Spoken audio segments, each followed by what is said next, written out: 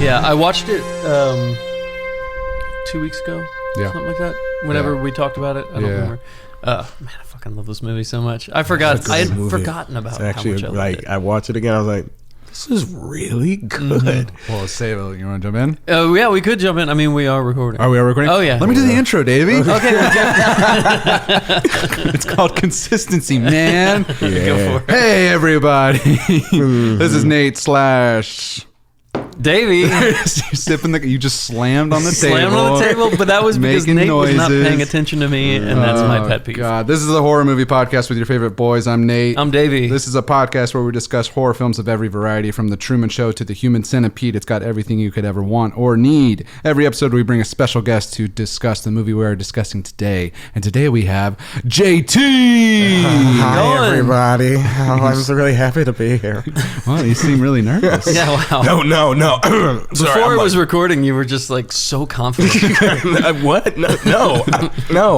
But no, I really thank y'all for having me. This is thanks exciting. for coming, man. Oh, man, we're so excited to have you back in Studio C, as we call it. Studio C. I see that it is a studio. They paid me to say that. Yeah. So JT, you are an amazing, incredible musician, improviser, comedian, actor?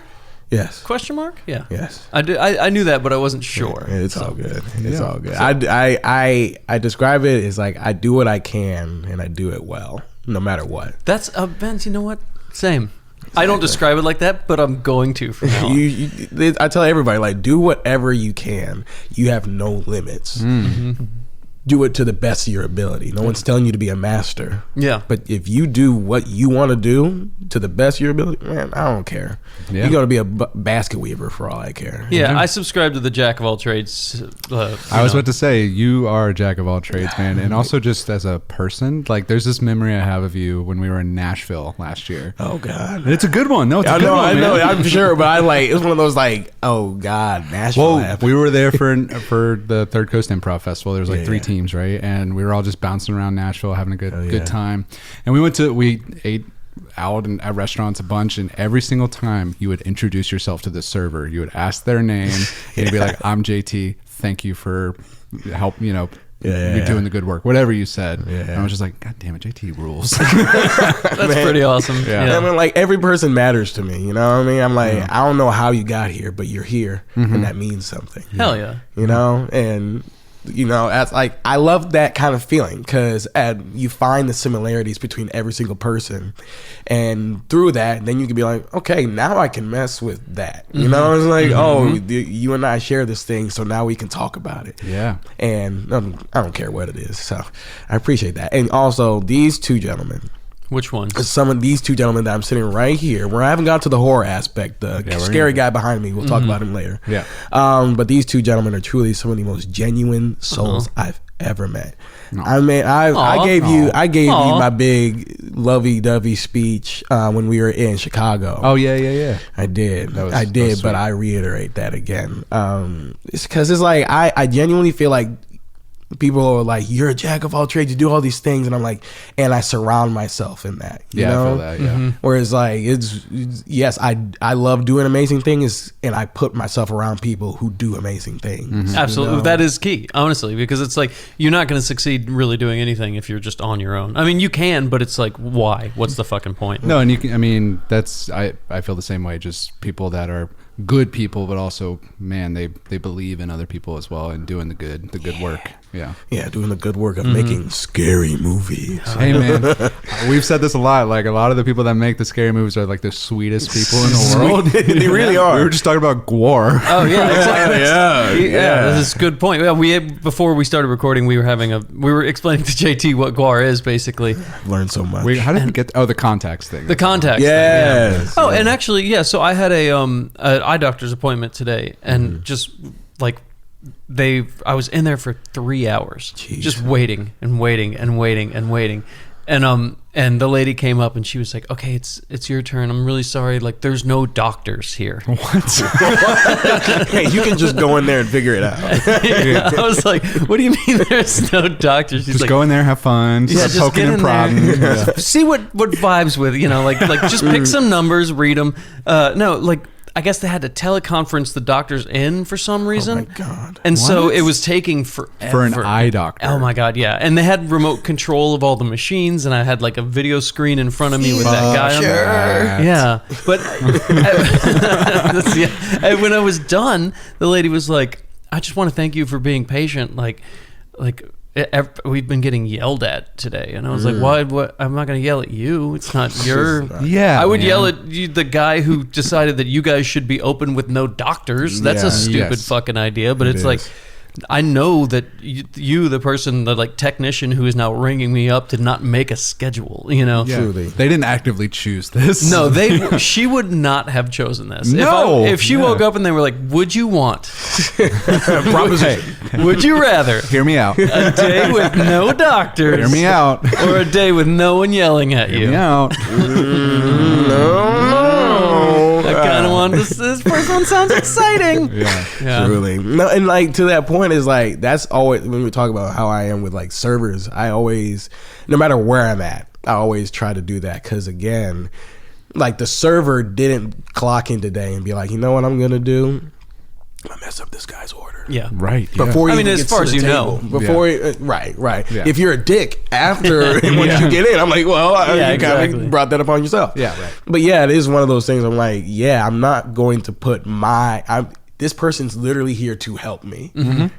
The last thing I should do is hurt or be disrespectful to the person who's literally here I to could help me. Go off on people who disrespect service industry people. Yeah, man. it's a I've big pet seen peeve it, of mine. experienced it firsthand. Oh, Yeah. it drives me up the wall. I think the 99% of the time that people that do that have never worked in the service industry. I think it should be like required out of college. I or have out of high always said school. that. Yeah, yeah. Like you know how like some countries have military impressment, yes, where it's like, yeah. 1 year you have to serve in the no. Guess 1 what? You year, got to work 2 rushes. Yeah. and then you'll learn.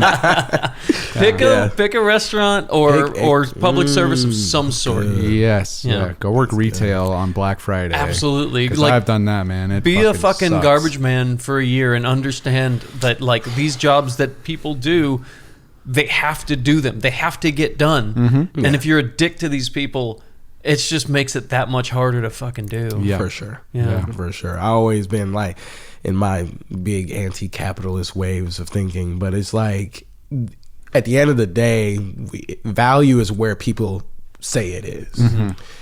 During the pandemic, all these people were deemed essential, Yeah. Yeah. but were not compensated for. Yeah, Nope. and have yet to be compensated. Yet for. to be. I And mean, some died. Yeah. A lot of them died. Literally. And are back to being non-essential. Yep. Yeah. Yeah. Yeah. So like Yeah. you're the people delivering your fucking Grubhub or whatever are no longer essential workers, even though they were when they were delivering your groceries in the height of a pandemic. You know. Right. Yeah. Right. And then they go and now they want to literally they always want to cut costs somewhere. So labor is the first thing to go. Yes. So they will then automate it. Now it can get you a Waymo. And the whole allure of what again, we don't have to stay here too long. But I'm digging where we're going. exactly like the really, whole- because normally when I talk about this, you yell at me. oh, this subtext. Man, things have changed in a month. I don't know. But I'm with you. Yeah. Like people are are the only reason. By the any way, of us I'm are not here. like pro-capitalism. That's really because last episode, and I'm quoting here, you said No, socialism will never work because how am I going to get my money? I just said we live in a capitalist society and we can't get out of it. That's I think true. it is impossible. I wish it wasn't. I mean, it's not going to happen. It's improbable. It's No, improbable. improbable, yeah. The big thing I've been posting a lot about is like it will only work if people are prepared to sacrifice greed and convenience, Which they won't. because those are key they're key pillars of what Yeah. capitalism is. Why would I pay $50 to get farm fresh eggs when you can just give me $2 eggs right here? Yeah. They're right to my door. Yeah. I don't Yeah. have to leave. Yeah. But at the end of the day, you are now they frame it as choice. Yep. But it's really just convenience, and now you only have 3 options. Exactly, Yep. because all those other things aren't even options. It's not even an option anymore. Why would I go find my local farmer? This Kroger's right here. Yep. So we do a thing. It's called CSA. It's a farm box. Yeah. And it's great. Every week, you go through and you check all the stuff that all the local farmers have available, And it's honestly a little bit more expensive than going to Kroger or Publix, but it's like nothing. And we get such great shit, and it's fucking fresh and local. And I know that if I get beef, it's not like torture beef, you know, and the eggs aren't fucking sadness eggs, and the vegetables aren't just coated with fucking chemicals. And it's like, you can walk in and watch them spraying it, and you're like, y'all, they're doing it. They're not even real time. Yeah, they're not even hiding it anymore. No, they're not hiding it anymore. Yeah, man, it's a crazy world. But you know what part of the world doesn't have these problems? What world, Davey? Antarctica. They don't have these problems. They don't have these problems. There's no capitalism. Because nothing in grows Antarctica. there. That's true. You know? That's true, but we got tariffs on them. We got tariffs on them. Sorry, you were segueing in the right direction. We do, though. We do, and you know what? The only ones I agree with. Let's tariff the shit out of those penguins, man. Let's do it. They got a thing down there. I actually read recently, and before we get into this, We're so close. there's a treaty with basically all world governments that no one can own Antarctica. Really? It's set aside for research. And so that's why it's not like a disputed land. Anyone can go and set up their research stations there, like the Americans or maybe the Norwegians. And they can all set up their research stations and study, because it's like no one knows what the fuck it is. And everybody's like, we want to learn, so let's work together. And I always thought that was kind of amazing. If only the alien came here legally, then I would have no problem with this thing being here. If we had vetted him. You can enter Antarctica, no problem. That's why I went there. They don't have laws. They're in agreement here. It's the only place I feel. Jesus. This is good. This is why they made the movie, for us to have this discourse right Yes, now. exactly. Did you think that when they were making this movie, they imagined that 50 years later there'd be three dudes sitting around a table? No, I think John Carpenter is at home right now in this moment playing Gears of War 4. Oh, it's possible. Yes, he's a big Is he a Gears of War fan? He's a huge video gamer now. But Gears of War? Yeah, apparently, a few years ago, I just remember him He mentioned it. He played online. Know. He played online. Really? He was playing Gears of War. That's so funny. Imagine that. Yeah. I wonder what his gamer tag would be. John Carpenter. John _Carpenter 1. Fair enough. 69. Yeah. I don't think he thought this would ever happen. No. I love it though. Wait, does Antarctica have the seeds? They have like this laboratory full of seeds. No, that's the seed laboratory. I believe is in Norway, or it's up north. It's in the Arctic. Oh, okay. Yeah, okay. I want to say it's in Norway or in case Finland. there's like a nuclear or something. apocalypse, right? And like they have all this stuff to make things. Every That seed is on pretty Earth, smart. and there's also a virus one too. That's I believe. yes, they have a virus one as well. Yeah, I'm not 100% sure about that. But let's start the podcast. Oh shit! Okay, give the intro. Wait, JT, why horror? Why do you resonate with horror? Oh, great question. Similar to what I saw in a Jordan Peele interview, comedy and horror achieve like this. They have the same motive to elicit an involuntary response, you know, and they use similar tactics of tension building. And you actually need good story to keep people captivated. I'm not a big jump scare person because it's cool. It's cool and everything. They're fun. Like, they're fun. Yeah, they can be fun. But at the end of the day, this situation has to make me feel like, oh, this could happen to me in some way, shape, or form. Right. If I was in this situation right now, this is how it would make me feel. And so, yeah, horror, it taps into that innate fear of natural and unnatural things that we all have. And it can start from something very simple. I'm just in my house, but I hear a noise that's not supposed to be there. Something that small can elicit literally my entire body goes into shock. Yeah. And that fascinates me the same way of I can be in front of a crowd and literally just be like, and then they all lose it and be like, oh, that's the funniest thing I've ever seen. I'm like, that same kind of, it's keeping people on that little line. Yeah. And you can tip them either way if you have their attention. So yeah, that's my big thing with horror. I love the way it does that. And then you get to create cool worlds of different monsters and different things and what they represent. But yeah, I love playing like the way that it takes reality and just kind of adds to it just the littlest bit, but it's still, everything is still based on this, like you're saying, this fear that it's like this fucking, not everything, but most things, it's like this could happen. Yeah. Like, you know, what, even if it's just like a ghost, like the fucking poltergeist or something like that, you're like, I mean, I don't know if this could be real or not. It's, my mind is going to tell me what when I hear that little bump in the night, you know. Yeah. And it's, you're right, it's absolutely, I love the endorphin rush.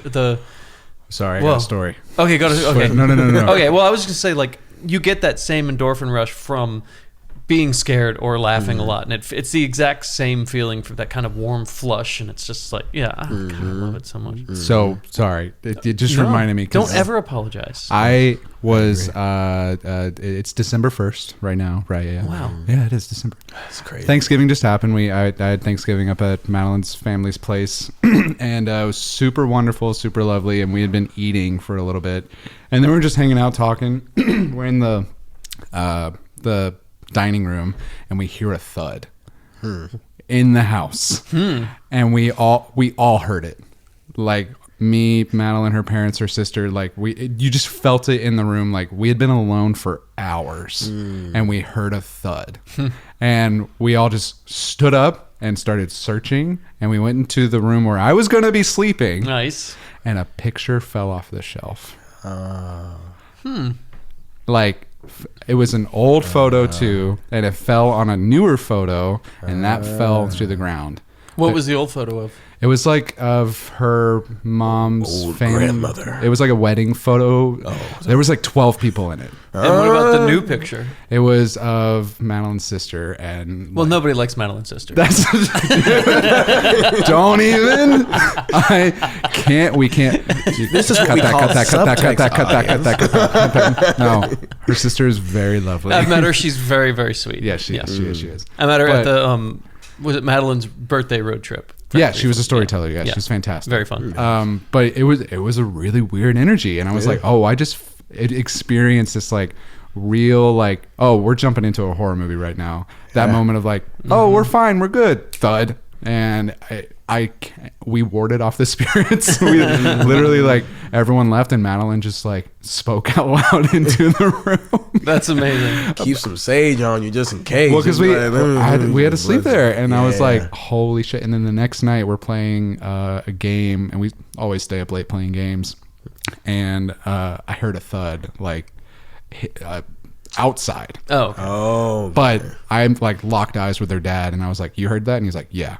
It was like he knew exactly what I was talking about. And same thing. We just jumped up and started looking over. Didn't find a thing. See, that's how you die in a horror movie. I was. What's that freaking- noise? I will go investigate. Well, I mean, come on. You know, I don't know. No, I would 100% do it. in that again, it's like me in that situation on the outside because I know this is a horror movie. Yes. Yeah. Yeah. I can say, why are you going to go look for that? Yeah, Yes. totally. In that situation, You always I'm go with look. my family. I'm like, It caught me off guard, dude. yo, Yeah. someone's going to have to figure out what the heck that was. Well, think and I'm like, it's- I have this like false sense of macho-ness, like, I'll take care of it, honey. Exactly. Yeah. It's that privilege of like being a dude and you're like, what? I mean, who's going to take this guy on? Look at me. I'm 6'1", like 185 pounds, and no one can take me out. And then next thing you Yeah. know, you're stabbed in the neck. And that's Yeah. all it takes is one little neck stab. Dude, I had a Yes. I was house managing like the second preview for IXC, and we had this like unruly situation going on in the parking lot. No fear, no nothing. I've Yeah. dealt with fucking, rowdy customers in my past service industry shit like that. A fucking picture frame falls. I'm like, I'm Scooby-Dooing out the Because door. again, Yeah, it's outside of our 100%. control. Yeah, man. Like I can't control the circumstances, and also I don't know what caused it, and I don't know if it's still here. Still don't know. Still don't know. Yeah. No, that's real. Because even and I'm saying this, I am a black man, so I have a unique perspective on horror movies. Yeah.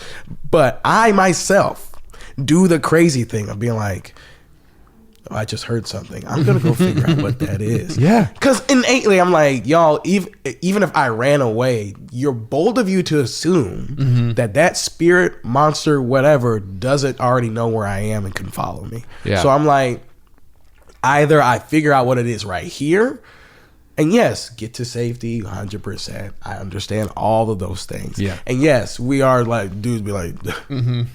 No this ghost is werewolf gonna is beat me no up. problem for me. I got Stay garlic in my back here, babe. Yeah.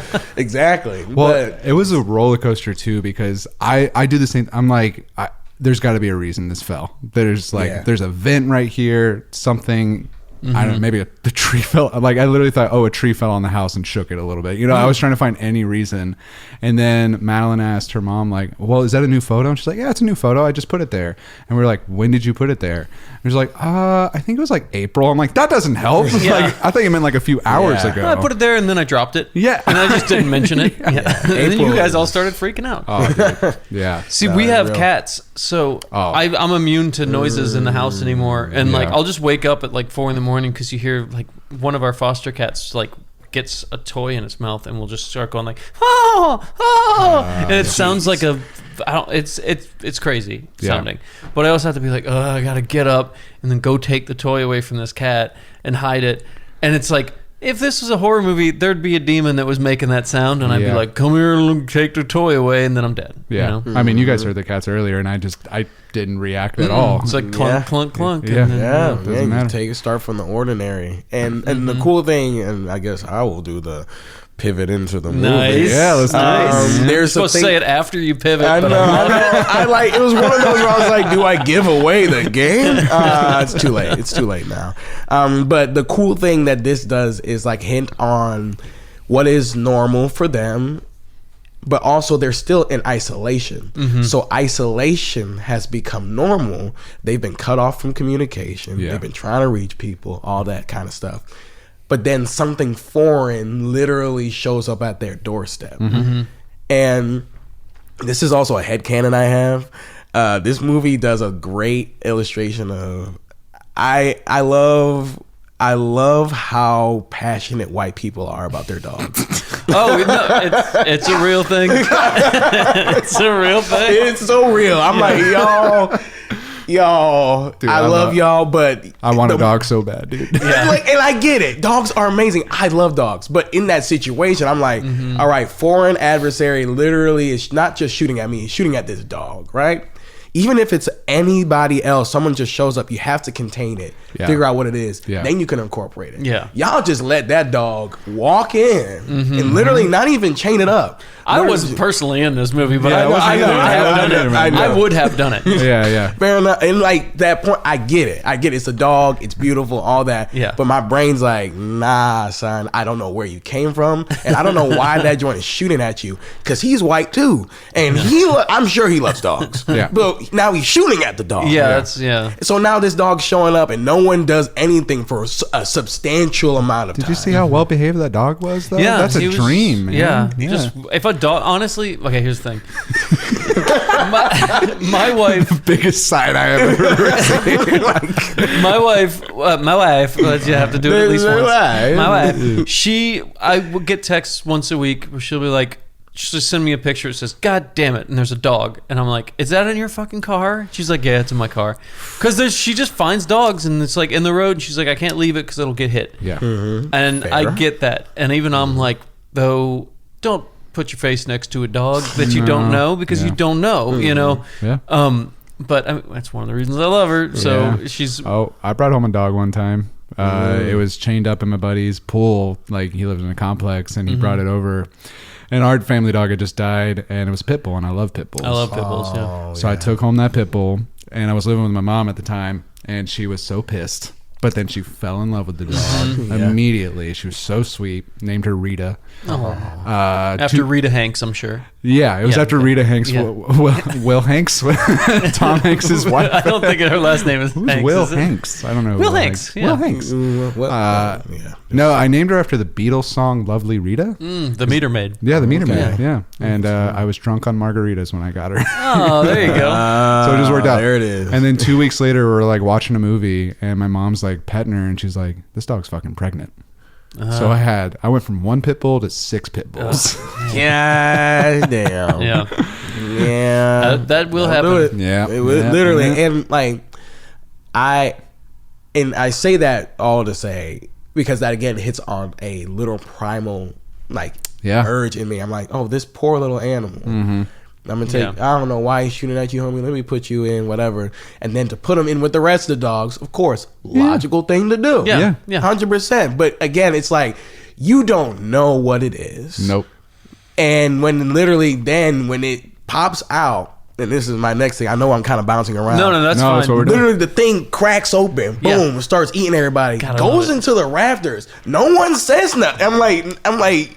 That one guy's even like, don't shoot him. And he's like, Joe, I'm going to fucking I'm going to shoot him. Flamethrow Don't your kill dog. my dog. I'm like, nah, I'm sorry, bro. You have to now assume all of them are dead. 100%. It's like, I'm sorry. You gotta get rid of them. Because they're all melting and it's like there's tentacles wrapped around them. Like, you got to let them go at that point. That's when I'm like, yeah, totally. You have to kill these dogs. I wouldn't have killed it when the helicopter was shooting at it. I probably would have tried to shoot the helicopter down and then figure the situation out. Don't kill a dog. Yeah. But even then, like, because that's valid. And I'm like, just put the dog, let me put you right here in this little area so I can figure out why they're shooting at you. This dude, this Norwegian dude pulling up on you. That way, when you go to the base, see all the shit that's going on. I'm like, oh, I don't know what's going on with this dog. This dog does not need to be loose. Yeah. And of course, that's me watching from the outside. Yeah, Totally, exactly. because we know what's coming. I know. But like these guys, maybe that's a testament that I mean, these guys seem like the regular blue collar, Regular ass dudes, right? Yeah. Well, they've been alone. They never say how long they've been down there, but it's been a minute. It's been a while. Yeah, for sure. Yeah. Here's a question though: when you first saw this movie, did you have that same thought? Of like, why don't you just let him kill this dog? Yeah, when did like you, before you knew what was it? happening. Is that because I off rip I didn't want to kill the dog, but off rip I'm like, you're getting shot at. Yeah, I need to know what that situation is because you don't just shoot at a dog. Yeah. Yeah, and you literally you were like hell bent. You on a helicopter hop.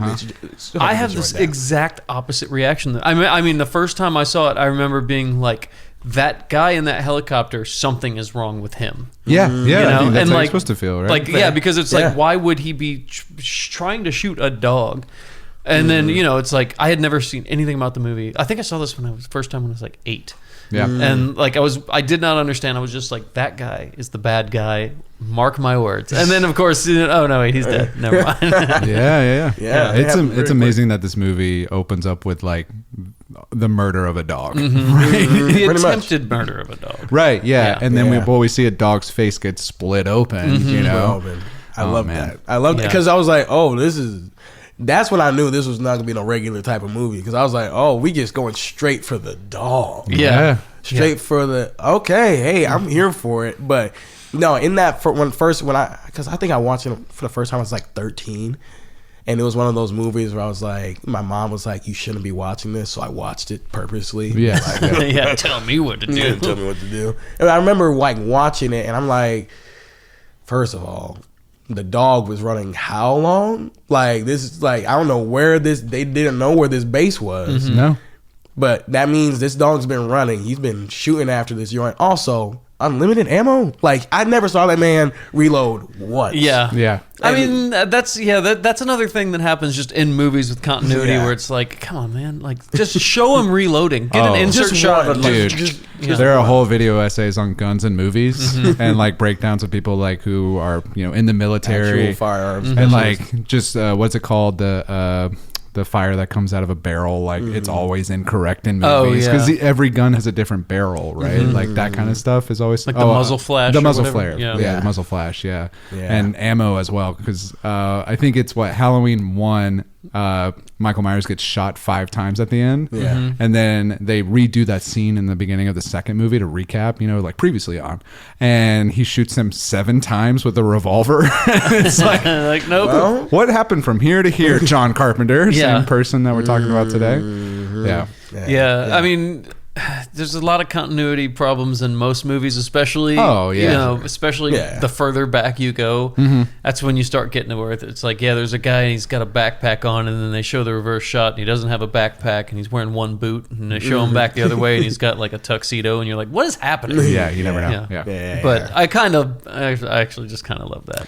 There's a director out there that's like fuck your continuity errors. Like, I'm going for the feeling here. It might be Altman did a lot of that. Yeah. He did a lot of things where, like Robert Altman that did MASH and maybe it is Altman. Yeah, he does a lot of like overlapping dialogue and like shoots with two cameras. So you like everyone does their scenes at the same time, and he just like will go and be like, shoot. To watch those people, because it's like this time that's more interesting than this. Yeah, and then kind of vibes his movie out from there. Yeah, and like interesting.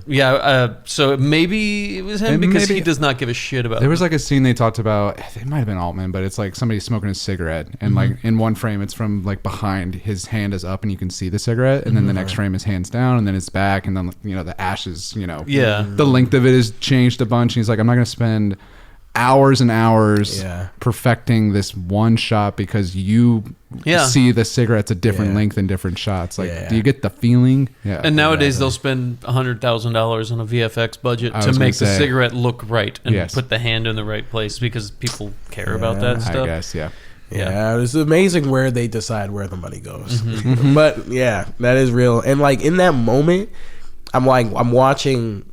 This dude is hunting this dog. He gets out the helicopter. Cool. Y'all got him down. Whatever. Boom.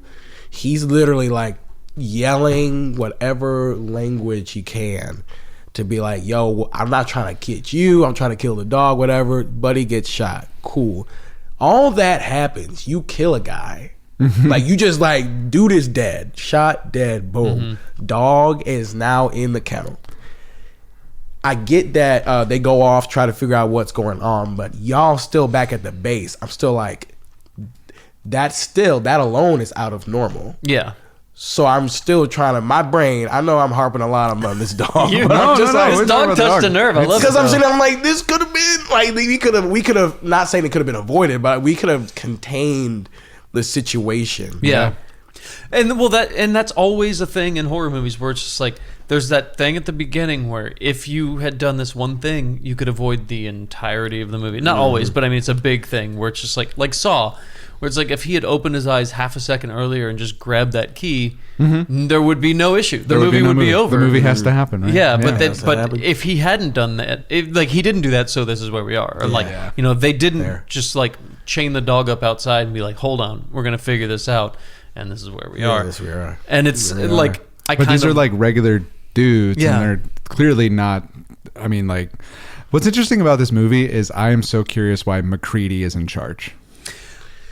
That is a good point, because he drives the helicopter. That's his job. But he isn't really in charge, though. He's just the one that takes charge. That's what I'm. But that's what I'm saying, because even like there's like a sheriff or something. He's not a sheriff, but he's like a law enforcement. I don't. He's like the one dude who had the gun who made the shot. Yes, he was the guy that was actually in charge. I'm trying to remember. But he gives it up so quickly, and I'm like, is it because McCready's just a badass? Like, this guy just looks cool. Got the beard, man. It's the beard, the hair, that fucking hat. That hat drives me up the wall. You know what I'm talking about? Oh yeah. What is that? What is the purpose of that hat? I don't know. It's. I feel like it's got to be really sunny there, and you have a lot of light reflecting, so you keep the light out this way, and then you have sunglasses to keep the light out from bouncing. But it goes up, doesn't it?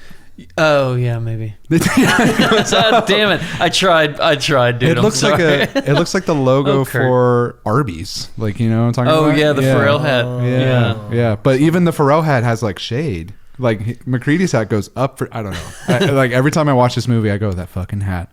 Yeah. Maybe it's for when snow falls. It keeps it away from just falling straight in front of your face. I could buy that. Maybe. Yeah, maybe. I'm trying, McCready. It becomes a tub. Well, because it almost had like a sombrero look to it, right? Yeah, but it all, like, the lips go up. Yeah. The lips. Maybe is it that what it's called?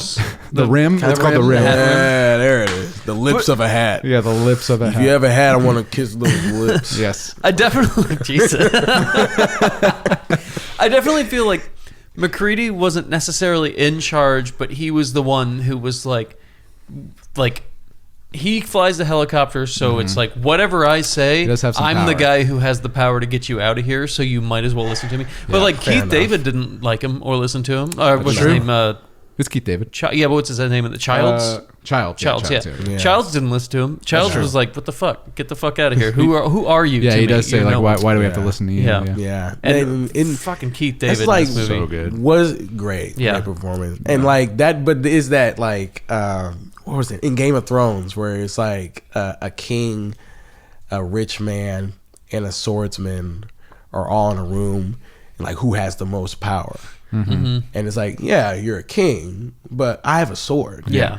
So right now, I'm the guy. in charge. it really doesn't matter what you say. Yeah. So I could think have all the money in the world, but it's not with you right now. Yeah. Yeah. it's not going to help you. No. Yeah, because like your power is in that situation is commanding people to do things for you, and I ain't gonna listen. I ain't yeah, gonna so listen. I could stop you right now. yeah, I can stop you right now. So I think it's like that kind of idea where, yeah, you may have the skill set to get people out. Boom. But I think also with that, he was the one, and one of my big models to myself is to never panic, because it's inherently a natural human response, but it's not necessarily the most productive response. Right. yeah, Especially when in situations I'm like, I know we're all scared, but if I panic, I can't even find a thought through this. yeah, So in that situation, even to just be like, look, I'm the one at least communicating the most directly about this. Yeah. At that point, anybody will listen to you, especially if you want to talk about the political climate. Yeah. Well, Anyone who absolutely. speaks really confidently seems to be given authority. That's true. Yeah. and Even not if they even are speaking wrong. well, just speaking with confidence. With confidence. With the most charm, the loudest. Yeah. Yeah. So you can say anything. Yeah. And when I'm scared, the fact that you seem like you know, and you're just like you're like, hey, I don't care what's happening. The world's blowing up, but I'm yelling right in your face. Gotta listen. People will listen to. Yep. People will listen. So I think in that situation, they're like, hey, you have a plan, Yeah, and for the blood test does work. it does work. It He's does right. work. Yeah. He's right. Yeah, he's So, like, I I'm know gonna how to listen do. to him. God, Yeah. that scene is so great. It's so good. Wait, did Escape from New York come out before or after this? Escape from New York was 79, right? And this was No. 82? I thought it was. I feel like Escape from New York was 80. This is 82. This is 82. I thought Oh, Escape Through New York was 83. Was it? I maybe thought it's it was I earlier. think it's after. Are you looking it up? Yeah, I'll look it up. Okay. 'Cause he's not doing Snake Plissken, but he's kind of doing Snake. 81. Oh, so Yeah. a year before. Okay, Yeah. great. Yeah. It's another everything he Carpenter did Russell. after that is very Pliskin-y. You know, Oh, I mean, my it's God, hard to yeah, not yeah. be Pliskin I once you've love been Kurt Pliskin. Russell, though, Yeah. man, dude. Yeah, once you find the look, you're kind of like, well, yeah, you Yeah. gotta- Yeah, I found my thing. And I mean, let me point this out. Kurt Russell looking like a snack in this Dude. movie, dude. He does. The second He you looks see his so eyes, good. you're like, I get it. I Well, understand. his introduction, Yeah. like he's playing chess with the chess computer. That is insane. That's all it does is really play chess. lost. It just wins, and he's like, Like, you what know about the Fuck other you. fucking guys that like Windows is like, what the fuck, man? I brought that. That My is chess crazy. computer. It's like 200 pounds. It's probably like $100,000 chess probably, computer. and that's Yeah, owned all by the it U.S. does. government. That's all it does is play chess. So funny. I Yeah. forgot about that scene. That's so funny. Yeah. But that's his intro, and I'm like, yeah, this guy fucking rules. Yeah. And he sleeps in the tower. It's like that's his own personal. He's got his own world. Yeah, over he's got to there. have some kind of rank. Yeah. You know, like Something. Yeah. Some kind of. Yeah, I'd be interested in as far as a research station goes. Like, where does a pilot wind up? Is it Yeah. like you're higher above everybody else, or I don't know? Because what was Wilford Brimley was he a doctor? What was he? He was just he's a doctor. Was he the doctor? I think Yeah, so. because weren't there kind of multiple doctor-ish? Yeah. I think Brimley's head doctor, and then oh God, And I he know was the all one. the names are escaping me now. Yeah, Wilford Who locked Brimley's the one himself? that gets That's Brimley. handcuffed away, right? Oh, yeah. yeah, Yeah, and then and winds up digging the hole and is building a wild. spaceship, which is That fucking- part, that is the one part where Yeah. I'm like, okay, No, all right. I was like, It's been 12 hours, guys. Come on. He's managed to dig an entire hole, like a build tunnel, and then build a spaceship. Where that's- did he get the parts, Yeah, man? It was that was Blair, that's his name. Blair. Blair, that's Yeah. what it is. I would have if I was Carpenter in that situation, I've been like, guys, this looks great. I think like at But- that point, you're just I feel like movies often are like, you're here. You're gonna leave now. You're gonna leave now. Like that's a good point. Suspend your disbelief for 20 more minutes. Yeah, it's fine. Yeah, it could have been, but it floors me every time though, because it's almost done. That's the crazy thing. He's like missing he needs like a gas cap or something. He's just like, I'm out of here. And my thing is too, I'm like sitting there like, so in the time that it took for you to make this, you literally had the time to first of all decipher what this alien is, then B, dig a hole, C, set up a shop in said hole. Yeah. Then drag D, some welders down there. Contemplate suicide. Don't forget that. Yeah. You tried to get back in. Yeah. You tried to literally be like, yo, let me back in, man. I'm with you. And then literally after that, build the spaceship. Yeah. Yeah. Like you still.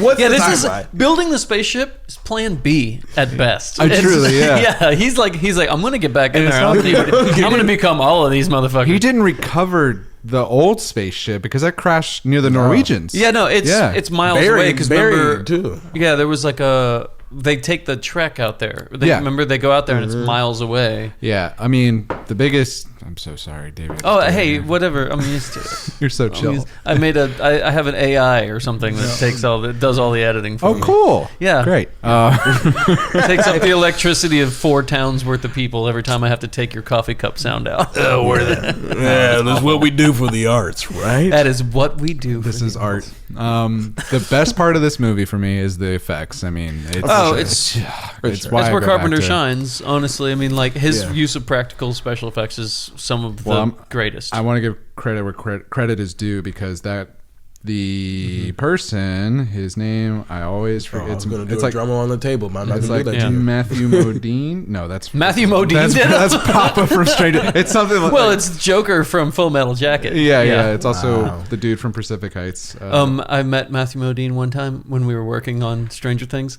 and he's very nice, and he had no interest in being there, and they were like. He's at his trailer. He has dead eyes to me. Really? Him and Connor Ratliff. I know. I say that, and I'm like, yeah, but he does have just kind of disinterest, like glazed look on him in every role I've seen. Are his eyes prosthetics? Could be. Maybe he lost a contact. Eyes. He had this thing where he wouldn't ride in vans, and he would only walk or ride a bicycle. And really, and so they would lose him because they'd be like. But I was waiting for breakfast one day, and like the PA next to me on the radio they were just like, we lost whatever his fucking code name was, but like, who has eyes on so and so? And they like, she's like, I'm with him in the buffet line. Oh my gosh. Beautiful. Somebody else, who is it? Oh, what's he was so nice. God, what is his name? Kangaroo Jack, that guy. Jerry O'Connell. Jerry O'Connell. Hey, sorry, that was like a whole. I had a moment of like watching that VHS. But he came to Dad's when Colton Dunn was in town because they were filming some game show. And I mean, the guy's been famous since he was a kid. Sliders, baby. Yeah. Well, and also, what's the Stephen King one? Stand by Me. Yeah. So he's been in the spotlight forever. So I wonder, I bet he had the same look that he did, Jerry O'Connell. I fucking just said his name. Yeah. But he just like had this look of like a kid lost in a theme park. Oh, like, yeah. You know what I mean? Like so nice and so happy, but just like I can walk anywhere I want, anywhere. And like I met him at the front door, and then he came backstage. He wasn't going to do the show. He was like, it was just going to be Colton, and then like Jerry just came with him, which was awesome. He came out on stage before the show began, and everyone was like, is that fucking Jerry O'Connell? And then he came up, he sat in front of me, he like shook my hand, and then like, because we had already chatted, he recognized me, and then he just walked away and then just started like shaking hands with every single person. It was awesome. It was so sweet, but at the same time he was just like just so happy to be there. Just that's amazing. Absent-mindedly just like, wow, great. Just I was like, I need that energy, man. Yeah. It was awesome. You've accomplished it. Yeah, the energy that you get from being like, I don't know, rich and successful is a different kind of energy. Where especially in that, where it's just like you are rich and successful because you do things that people like.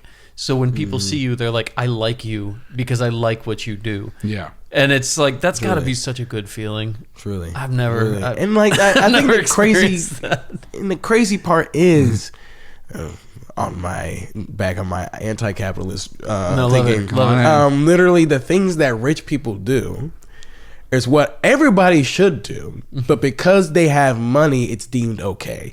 They can literally walk around like a kid in a candy store, meeting people randomly all the time.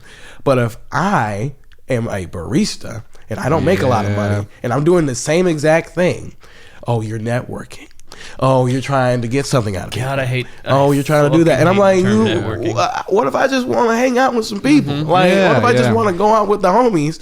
But all of a sudden now I gotta. It's a completely different type of energy. One of my least favorite things in the world is when you just like meet somebody and you're talking to them and you're like, I like this person. Like, oh man, I'm really vibing with this person. This is great. And at the end they're like, here's my fucking card or whatever. I do this. Let me do this for you. And it's like, bitch, we were gonna be friends and now we're not gonna be friends. No, we're just gonna go get a beer. Yeah, my life ain't business, man. No, yeah. Truly. I feel like that happens so often too. Like in the theater scene all the time, dude. All the fucking time. Yeah. I'm probably guilty of it too. Oh, I mean, you know, like shit happens. My thing is like I will ask people if like, oh, do you want to like do improv with me sometime? Yes, because it's like that's how I have fun. And we all know it's impossible to make money doing that. So this is just for fun. And the stakes couldn't be lower. They could not be lower because no one's going to fun. show up to it, you know? So it's like this is just fun, but like I don't know. I get a lot of things where people like know what I do or whatever, and they ask me at the end, like, Davey, can you help me do this thing? Can I confidently say I had no idea who the fuck you were when I met you? I love you, and I love it. And, I had no idea. That's great because I am nobody. I'm just me. You know, it's like I love you for it, dude. Yeah, I work too much and I do too many things, and I love it, and that's my life. And it's great, you know. And I think, again, we are constantly told to have like a monetary value to every single thing that I do. Yeah. When I'm like, I already want to do this for free. I already will. I love what I do. Yeah. But now all of a sudden, when I was like, how many people can I get in the room before I even try to sponsor a show? Yeah. I want to break even. I want to break even. Least, now the venue wants something. Now the people that I'm working with want something. I'm like, I'll do this at the house if you want to. I'm like, I really don't want to think about that. But again, like innately, these are literally how we all just operate as human beings. Totally. So off that, the community aspect that we all seek. And what's crazy with rich people, I've literally seen they will simulate community in their own little private world. Yep. I was I won't drop names, so this is a little bit of a tangent, but this is the richest person I've ever met. This person had a literal ranch in the mountains. And not like, oh, we have a couple acres, hundreds of acres. Was he president in the 2000s? No. Okay. Different guy. Okay, good. I'm just making sure. He's just like, hey, we could be talking to the same guy. Because I know George W. Bush. I don't know. I was just saying. War has a thing or two to say, man. No, hey, but literally hundreds of acres in the mountains. I go up there with my family, and he has a railroad that goes around his property. Wow. Railroad. And he's like, yeah, let's go take a ride. Let's go into town. I'm like, you have a town? Go on the railroad ride? Yeah. He said, I built this town for my nieces and nephews so they can feel like they're in they're in a little town square or whatever. And I'm like, you could just go to a town square. You could revitalize a town square and be like, hey, nieces and nephews, here's money to spend in this town. You could do that. But no, literally that's what they're like. Oh, that's crazy. The isolation of the pursuit of money alienates you, but you will literally then be like, but what do I need? I need a bar in my house. Yeah. I need a pool. Reasons for people to come here. Wait, do you know about Barbara Streisand's basement shopping mall? Yes. No. Oh my God. She has a shopping mall in her basement, and she goes shopping. Yeah. She has employed an entire mall in her basement and built a mall. It's huge. Is it still functioning? Because I know at the height of her, she's still alive. I know she's alive, but I'm saying like at the height of her career, there was like no bigger star than Barbara Streisand. Yes, you know. And now I feel like she could probably just go shopping and people would be like, I don't know who that lady is. Yeah, maybe. Yeah. I don't know, but that's why she built it, because she felt like she could. I mean, she probably can't go out and just enjoy, but she would literally take money and like, you know, a transaction. She would have a transaction with these people, and it's crazy. It's I kind of love it, but I'm also like, holy fuck, can you just give that money to charity? I love it as an anecdote, but I don't love that it's like you're paying yourself for goods. And have a whole town? That's whole town. Wild. Tell us off my... I know. When offline, I could go into more detail. Because I want to know. Is that kind of rich? Where he's like, look, we don't tell nobody. And I'm like, I'm sure you don't. Yeah. Were there people walking around the town? No. Not this. It's a ghost town. It's literally, he's like, whenever my nieces and nephews in town. I can get people to come in, and they literally... and they act like they're in the town? Some of them are actors. Some of them are literally just family members who will literally come in and be like, yeah, we'll be people in the town and everything. Whoa. And I'm like... Wow. It's the Truman Show. It is the Truman... It felt like it. Yeah. I'm walking around, I'm like, y'all, you could just go outside. Y'all been to Blue Ridge? It's pretty nice. Yeah. Well, here's the thing, though, is that once you get that much money... you start getting this level of paranoia of like, everyone in my life, every relationship is transactional, and it has to be, because if it's not, then I'm putting myself out there too much, and I could either get hurt or they could take advantage of me or whatever. And I mean, that's what, like, I know some rich people, not that rich by any means, but I know some people that are worth like a lot of money who do amazing things, and I am very, very, very strict about, like, I do not want anything from you ever. Our relationship is our relationship. It's not, I don't ask for, like, one of my friends is like a director guy who's like a bigger director, and like I've known him forever. And another guy I work with was like, oh, you know him? Like, you should get him my script. And I was like, there is no fucking way in hell. No. And it's like, I consider you a friend, I guess, but not so much after you'd ask that. But it's like, like it's weird. I've known this guy for 20 years, and like, I'm not going to be like, hey, read a script of a dude that I work with. Like, it's like, I wouldn't do that for my own script. You know, it's like, which, by the way... No, I'm just kidding. I'll read the script, buddy. No, I will refuse. Anyone but you. Well, you're not welcome to my town. Again, subtext. I do feel like it's like, it is a thing where it's like they can't trust people because they feel like everyone wants something from them. Yeah. But if you get rid of the things, then you can see who loves you for you, and it's much easier. Right. You know? Speaking on like not trusting anyone, in that blood scene, literally, it is isolating where you're like, every single person around me. Yeah. I don't know. I don't know. That's what makes it so good. Yeah. And you literally just like, how long does it take? Technically, it was around all of us. It saw us in some way, shape, or form. And another great thing, going back to the practical effects, one of my favorite shots is when he like, I'm sorry to hit the mic, but when he grabs his face and his that is the coolest fucking thing. Yeah. Dude. Oh, so great. I don't know how they did it. His name is Rob Bottin, and he was 21 when he did all of these effects. That's why I'm so impressed by this movie. This kid was 21 in college, and like that. The chess scene, which is a clear escalation of Alien, right? Yeah. Like, is all him. That's all him. He's like, he's in that table under that puppet, like pumping, you know, amazing things to squirt out and like pulling the head out, and then it's just bubble gum that's bursting. That's all it is. Oh. Really? Yeah. And he's, you know, remote operating the spider head. Like, oh god, the spider head's so great. It was his idea to get like the actual. The person who's an amputee, like that person's an actual amputee, but you get the close-up shot of, that's not Brimley, that's somebody else, but like just, it's all camera effects and it's all him. Like, he's this guy, Rob Bottin, he's a genius. I know. I watched a thing a long time ago about how they did like the tentacles like reaching out and wrapping around things, and it's just like everything is in reverse, and if you actually watch it, you can see like the water rising up in the background, and they were like, what? You're gonna, if we run it in reverse and there's water, you're gonna see it. And John Carpenter was like, I don't give a fuck. It's Alien. You think anybody's gonna give a shit about that? No, that, and also it's creepy. Yeah, it's unsettling to see water rise up. Exactly. So that was his whole thing. He's like, if it rises up, people won't know that they're not gonna look at it when they're watching, engrossed in this movie, and go, that water's backwards. They're gonna go, this feels weird. Yeah.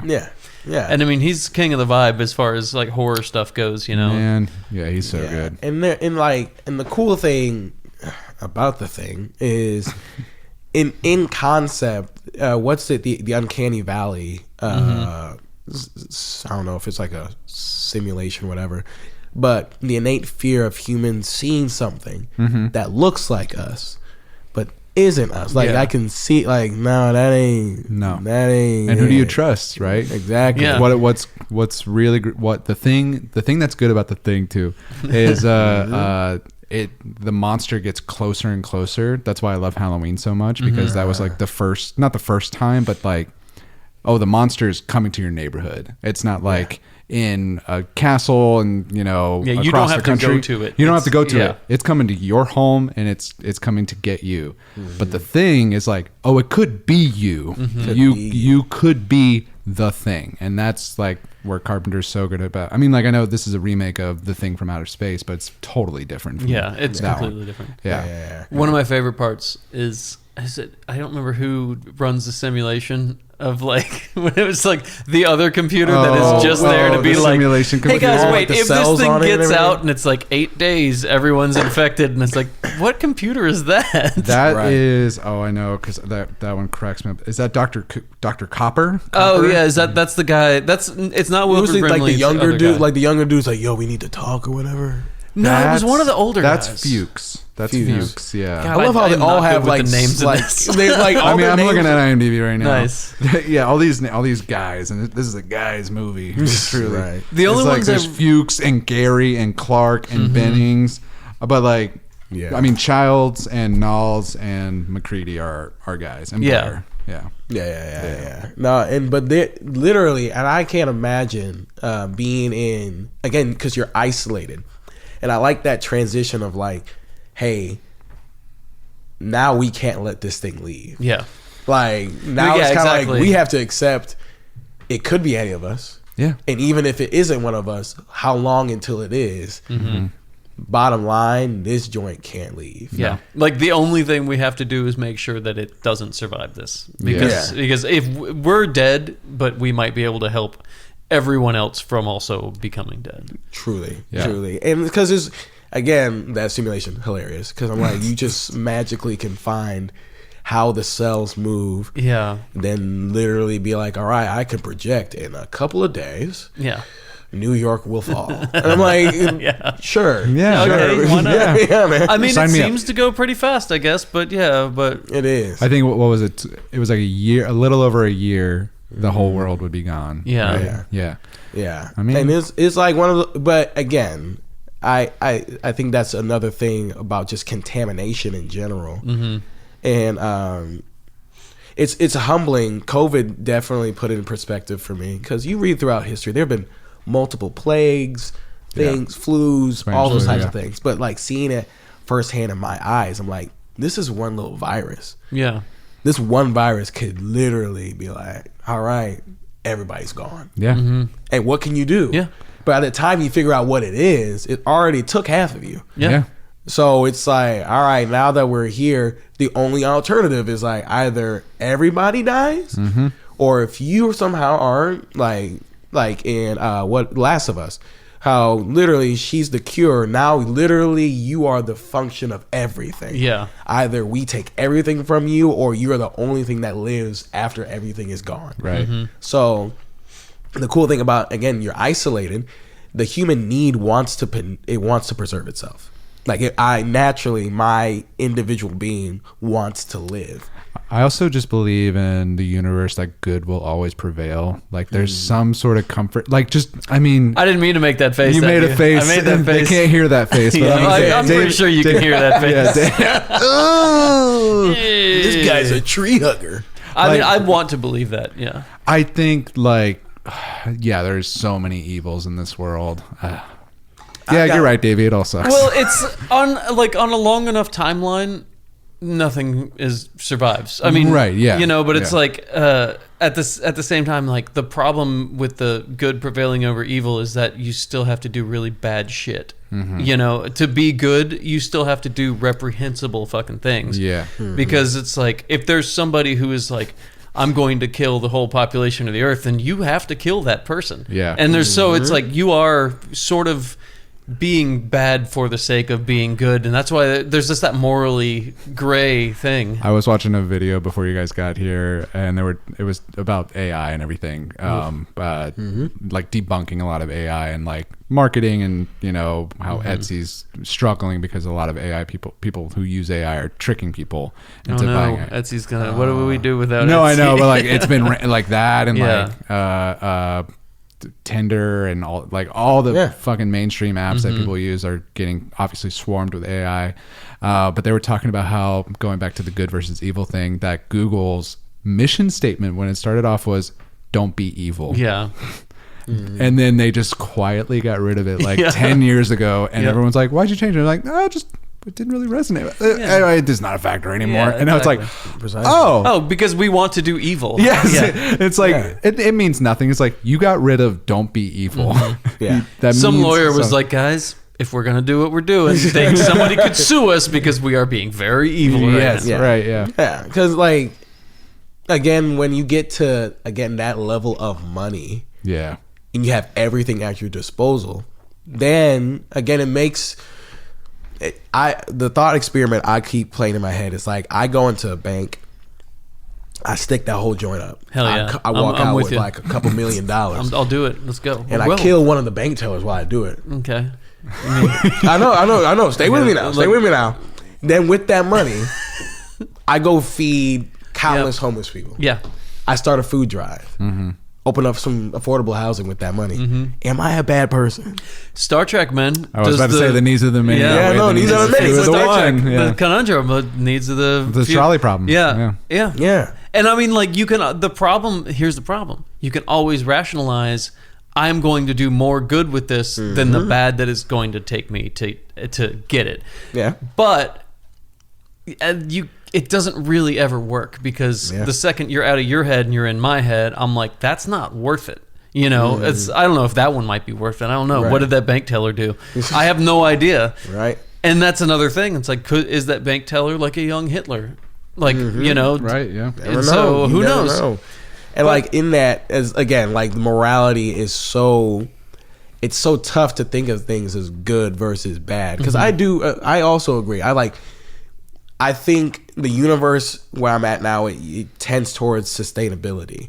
Yeah. Yeah. Yeah. And I grew up on a farm, and something that really helped me understand was, like, I'm literally growing all this for my family and my community. Yeah. I'm gonna give them eggs. I'm gonna give them plants. I'm gonna give them vegetables. All this stuff. I have to go process that chicken. Yeah. Yeah. Like, I have to take this chicken's life, rip its innards out, Yeah. clean it, but I'm gonna have dinner tonight. Yeah. Yeah. Yeah. And like, then I could give a chicken to one of my neighbors. Yeah. You want some chicken? Yeah. All right, boom. Everyone's eating. But of course, the chicken didn't want to die. No. Yeah. It just didn't. Yeah. But at the same time, so it is that you always walk that line. There's plants that literally will not grow. I did everything in my power. Didn't get a single thing from them. I didn't know you grew up on a farm. I did know that, and I don't know how. Wait, in like I probably in dropped Georgia? it. You probably Yeah. told me about it Yeah. like In years Grayson. ago. Grayson. Okay. Out in Grayson, Georgia, High Hog Farm. I will shamelessly plug that. Hell yeah. Oh, damn, dude. But yeah, I also say that because it's like, growing up that way helped me understand that there are definitely thinkers and there are workers, and and both of those things are valid. You need people who come up with plans, and you need people who execute the plan. A lot of times, we have never done a good job of assigning value to either one. I was going to say, is there anybody that could be in the middle? I try to do my best to be in the middle. Yeah. But I will, even in myself, it's tiring. Yeah. Because you're always weighing a cost. I'll be like, yeah, I could sit here and devise a nice plan, a nice app that would, like an app that literally makes universal income a thing. If I am living in Sweden, I could get paid for something I'm doing here, especially if I'm working remotely. Yeah. Right. I would love to have that, and also does the exchange rates for me. Yeah. That'd be great. But then I use AI to make that app. Yeah. Yeah. And I'm like, then it's like, It's that opportunity cost, man. It always Yeah. bites you in the there's butt. always something. Yeah. And so I think that's the part why it's easier, again, why we want good and evil, or we want thinkers and workers, it's easier to just stay on one side and worry about the problems on one side. Mm-hmm. But if I have to worry about the problems on both sides, sometimes I don't ever even make a decision. Yeah, because I'm like, you can't, because it's like, well, now I have to carefully weigh what the positive and negative of both of these things, and it's a dichotomy. They're directly, it's like this. The positive of this will negatively affect that person. The negative of this will positively affect that person. Maybe that's why McCready is the lead of this movie. Yeah, because I think he's a little bit in the middle, right? Yeah. He's and like he definitely wants to do blow good. that entire place up. Yeah, he does not give a shit. Yeah. It is. No, he doesn't. The police outside seem to either agree or disagree. Who knows? I don't know. I'm gonna say, was it Halloween 3? I couldn't tell if it was fireworks or gunshots. It might. Yeah, I still don't know why it would have been fireworks, but it might have been gunshots. Didn't we look it up? There was like some holiday. I don't know, but it was like during that we couldn't pause the movie. Yeah. Oh, because we did a watch along, so it was like you have to. That's close. We're just like, there are gunshots outside? What's happening? But Piedmont Park. That's Weird what shit I get, happens man. in Piedmont Park. Oh my! It Wait, did I both. tell you guys I saw it was the One Music Fest or something like that? It's whatever Ludacris was playing at. Yeah. And I could hear it. But I mean, that's like the blessing of living right here next to Piedmont Park. And I heard Luda outside, and it was what's his fucking hit song? Move, bitch. Yeah, Move, bitch. Yeah. And I heard it. I'll just pick one. That's the one. Yeah. And I walked out. I'll show you guys a video offline, or maybe we can put it on socials. But like, I walked out just to listen to it because the stage is facing the other way. I couldn't see him. Right. And I just look up, and there's a drone show happening right above my place. Oh, whoa. And it's a drone show of a girl twerking. It was a giant. That's what AI should be used for. It was Honestly. And then her ass turned into a peach and still was bouncing around. Sick. It was, and then just. It was huge too, and it just said "Move, bitch" across all of Atlanta, and it was amazing. And I had, it was so cool. We Ludacris real quick, and then we'll get back. This is what happens. We recently one of the movies that I was working on, we shot in Ludacris's house, and Were you working on Fast and Furious? And that's going to L.A. They're not doing the last one here. Oh, you're right. Yeah, Yeah. Vin Diesel. Are you lying to me? Nope. Okay. I am not. Vin Diesel made a whole announcement about it. He loves. And to the talk. producers were like, he I don't know did. if that's the case. And he was like, well, I'm not doing it. I'm not unless you doing go it. Let's- family. We go home. We're going back home. Exactly. I do remember that announcement. Yeah. God. Yeah, he made that announcement, and like I don't think anybody was in agreement yet. And then they were like, "Shit, I guess we're doing." But this was for Ludacris is not in the movie. They just rented his house out. I see. But we pulled up, and there's just like a big concrete sculpture that says "Disturbing the Peace," and I was like, "Man, this guy loves Ludacris." Like that's crazy that they would make a. I mean, because it's just the "Disturbing the Peace" with the broken peace sign and all that stuff, and I was like. It's a granite sculpture. And I was like, You're that's just cool like, that this guy loves that album so much. And Something about this house. Yeah.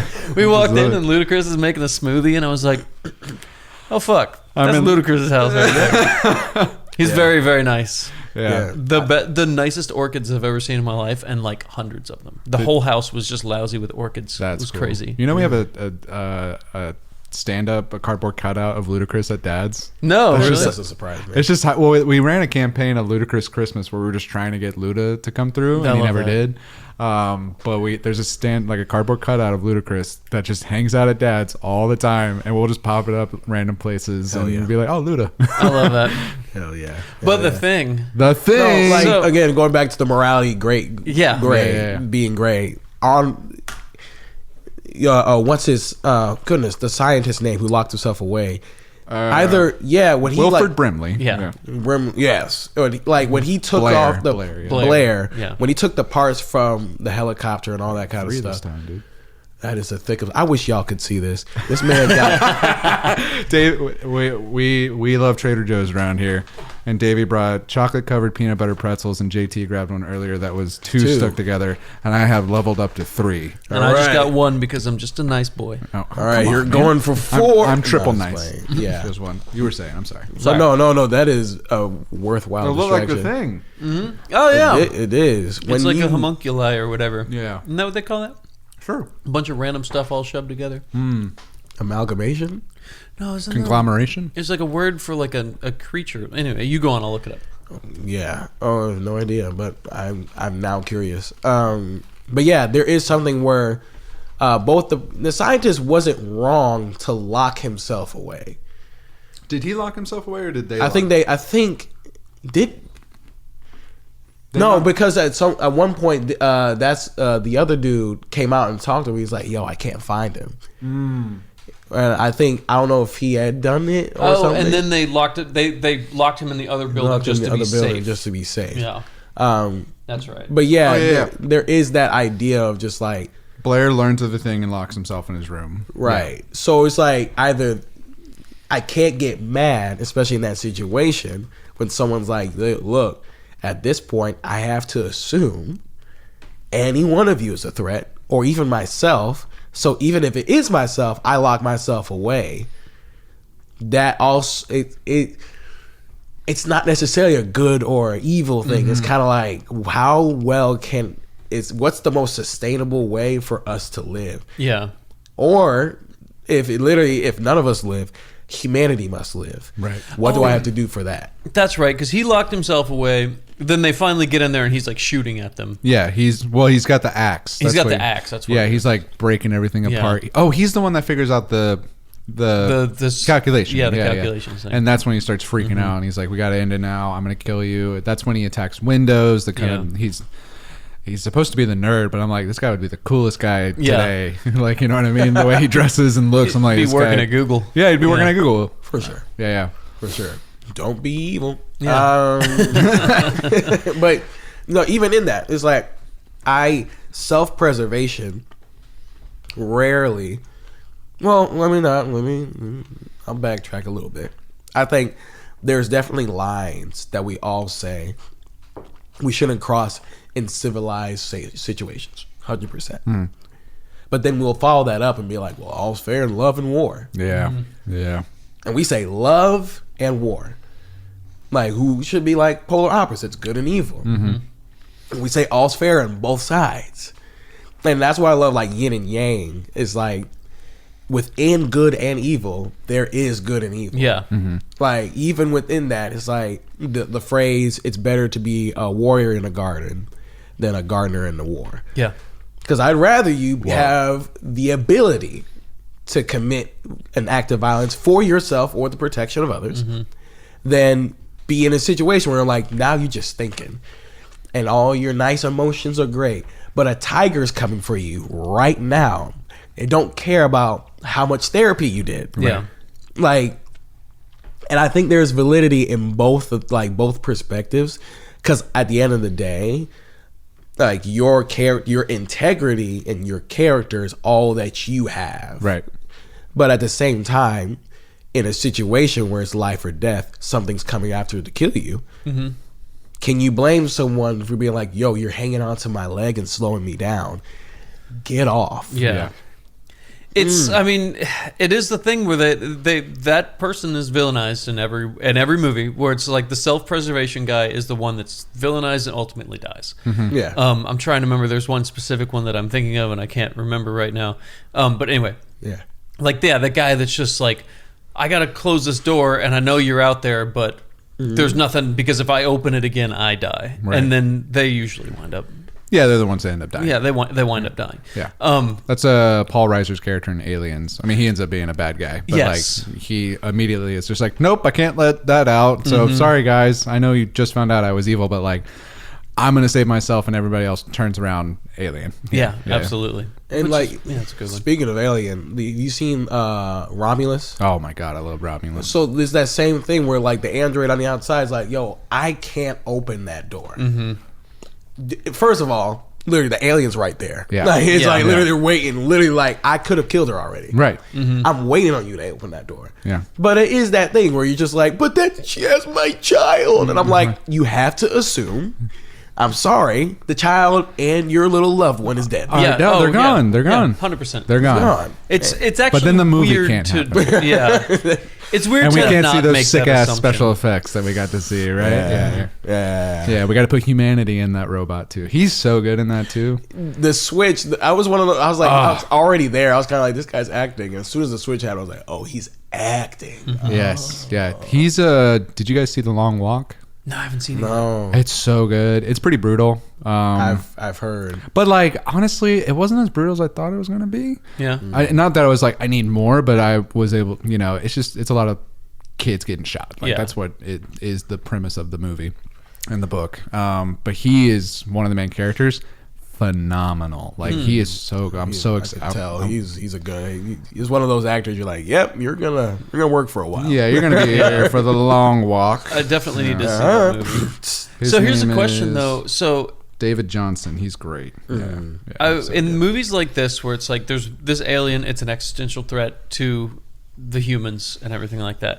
I always try to think of it as like if this situation was reversed. And it's one guy like surviving on the alien. Did you get double? I got double. You got double. You got double chocolate pretzel, man. I was trying to go for 4. I don't know why I'm going for 4, but You want me to put him in the microwave and then put him in the freezer? Yeah. But yeah, in the reverse of this situation, this is kind of echoes what you were saying. It's like if it's one person on an alien world and like that person becomes the existential threat to these aliens, we're always going to root for the person over the alien. Yeah. You know, and it's like it doesn't matter who point. that person is or what they've done or whatever. You're like, that's humanity. That's my people. That's a movie, right? Yeah, it's probably Avatar. hundreds of movies. Yes, yeah. yeah. Like Planet of the Apes. You know, yeah. Granted, it Well, wasn't like an existential threat. It was. Yeah. I've no spoilers for 1975's Planet of the Apes. I think earlier than that. Was it earlier I think than it's like that? 62. Was it really? Planet of the Apes, I think. When was Charlton Heston born? It's 17. It's 17? It's either 68. between it's 68. 68. 68. Damn, I was did I going to say really? 67. I was going to say it was either between 67 to 70. Because it was There you like go. within the same year as 2001. Okay, yeah. Which wasn't. Right. I just found this out. Was not made in 2001. It was made way earlier. Yeah, Davey. Yeah. How did they know? Look, we love How did Davey. Cooper do Okay. How did they, and you know what? No, in 2001 was the Planet of the Apes remake. that Tim Oh, Burton that's did. crazy. Jesus. Oh my God, Cool. we're onto a Get conspiracy. your damn hands off me, you damn dirty human. With Ape Lincoln. Remember that? Oh I man, do remember that. Abe Lincoln. Jesus. was that was that Marky not Mark. Paul Rudd? Mark- What's the Marky Mark, man. was it Marky Mark? It's Marky I Mark. thought the Is that what other you call guy. him? Mark Wahlberg? Yeah, Wahlberg. Yeah, he is Marky Mark He is Marky Mark? Who from, took uh, over from what was from CNC Music Factory? No, not CNC No, Music Factory. Marky Mark and the Funky Bunch. Yeah, and the Funky Bunch. Yeah. Oh, Things Jesus. that no, not that, gonna make you sweat. No, that was CNC. No, how come What I can are you only doing, think man? of CNC Music Factory? Keep listening to movies. I Got the Power was also CNC Music Right. Factory. What was he? No. What band was Mark Wahlberg in? It was Marky Mark and the Funky Bunch. Is that what it is? Yeah. But what was their song? New Kids on the Block. No, his brother was in New Kids on the Block. Donnie Wahlberg was in New Kids on the Block. Donnie Wahlberg was in New Kids on the Block? Yeah. Shit. And Marky Mark was Marky Mark and the Funky Bunch. Yeah, you're right. Yeah. But what was their single? Oh, I don't know. Because I can only think of CNC Music Gonna have a Factory. good time. Oh my gosh. I have no idea. I don't know. I His did biggest hear hit, about this. Good Vibrations. Good Vibrations, thank you. Vibrations. That's right, yeah. Yeah, which That's definitely. Mark Wahlberg. Wow. That's Yeah. Mark Jesus. Wahlberg, man. What? Mhm. Yes, I know. Yeah. And His- that music video is insane. It's just him lifting weights. That's all it is. Yeah. His The more you Mark know. Wahlberg's career, if you want to track it, went like this. Gets arrested for almost beating an Asian man to death. Yep. He blinded them. He blinded him. Yeah. Yep. And then becomes a pop star because his brother was already a pop star. Yep. And then segues into music, into movies, and is now just a gigantic star, and no one cares that he blinded a guy. And a because burger he- restaurant connoisseur. Oh God, I had one once in the Toronto airport or something I like had it at the that. Battery one time, and I didn't even know. Like my buddy and I met up there to go see. I think we were seeing.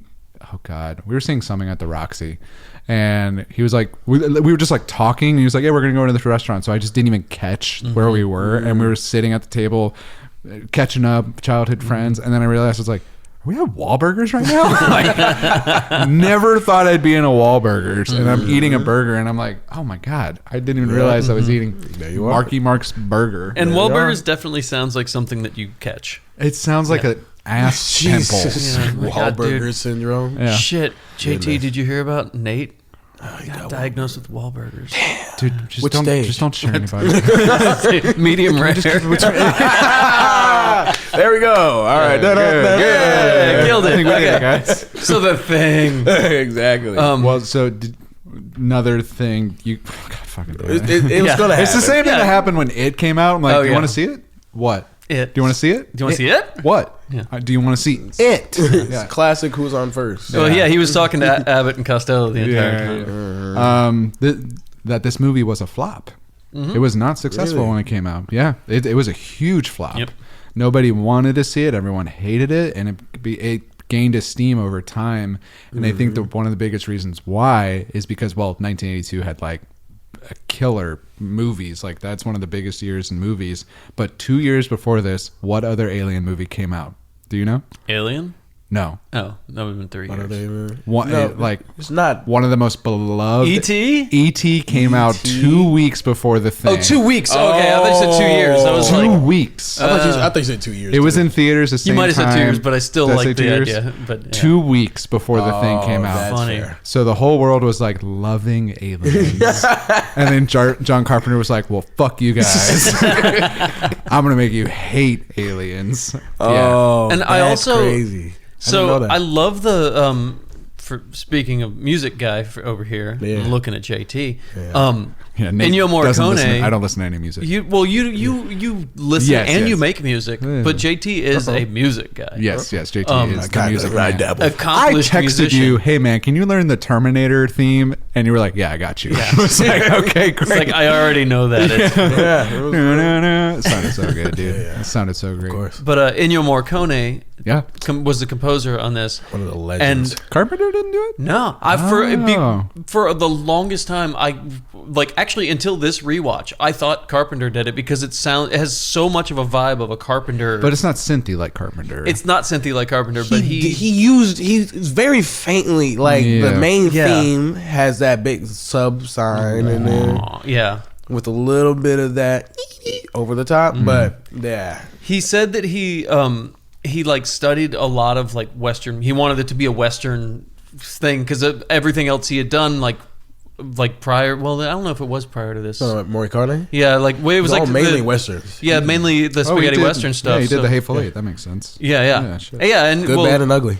No way. Yeah, the good, the bad, and the ugly. That's his biggest one by far. That I didn't realize that. Oh, of course. which is That's a legend. like I love the way he approaches everything is incredible to me. Like he was just like I saw a thing that was talking about his approach to the good, the bad, and the ugly, and he's like, I wanted it to sound like all these pieces of the old West that you would hear. So the is like a coyote howling, and like it's just like all these little things where he's like, just I did it on a guitar and I hate it, so you just stand over there and sing that, and when I point at you, sing that, like that kind of thing, and it's Hell like yeah. That's so cool. yeah, and when he approached John Carpenter, asked him about this, and he was like, "I want an Ennio Morricone soundtrack," and he's like, "Great, but I'm going to do it in the style that suits your movie, which is Right. John Carpenter." you know? Right. No, that is a great marriage of the two because, and in this cool thing, I've found it with even underscoring improv scenes. I always approach it like a film composer because I'm sitting here, I'm like, what are they saying? And then what does what they're saying sound like in musical form? Sometimes, a lot of times, it's silence. I don't need to underscore this. But in the moments that I do, I'm like, all right, cool. What does your voice sound like? Your voice sound like as an instrument? And that's a cool thing you get to do. Then, because as an audience member, you don't want to sit there and be like, oh, there's music playing. You know, you want to feel the music. Yeah, it's there, but it's an emotion. It's like, Yeah, you shouldn't sit there and be like, "Wow, that's an interesting chord." Like, I don't ever want to sit there and be like, "So, like, you really chose the bassoon right there?" Dude, but- it adds so much. I love Yeah. it when like I mean, I work with Sam with Edgewood Avenue, but like you filled in with him before, and we've done so many shows together. Like, man, when music is. When you guys, you guys are some of the most talented fucking people, man. and every single time, like I think for No Alibi, you were in rehearsals. Sam was in Japan. Like Malin could not find a musical improviser, and we found somebody just from like a jam, and like he's got it for sure. But I'm like, God, I want that. Like, how do you Something do to that? It's Yeah. so good, and it adds so much. Yeah, I'm gonna be honest. I don't understand how my brain does it, but it's one of those since a kid. I remember one of my first sentient memories was watching Star Wars for the first time as a little kid. But it wasn't the movie, it was the opening chord.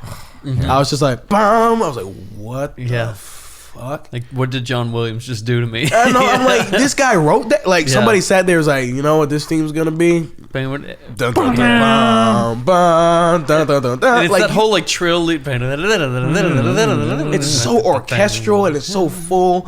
All that Oh, stuff. it's giving me chills just thinking about it. Right, and then you go- clearly, like, I know, it's right there. It's right there. I wish y'all could see it again. But and then we'll go to like something like this where there is no grandiose theme. No. But it does not need one. Because if it had one, it would feel awkward and out of place. Well, like Yeah. you were talking about jump scares earlier. This movie doesn't have jump scares. In fact, I don't find it that scary. It's unsettling. It's existentially scary. Of Yeah. like, I don't know, like you were saying earlier, I don't know who to trust. Like, Yeah. who is this person that I've been with for months might not be that person anymore. Yeah. And Well- it's like they have their memories. They have they know everything they need to know to convincingly pass themselves. Well, there's so many scenes. Speaking of Ennio Morricone, yeah, like he does westerns so well that this movie, there are moments where there's literal standoffs between people. So it has that kind of vibe of the tension, survival, hostage situation with the blood scene, like people tied up and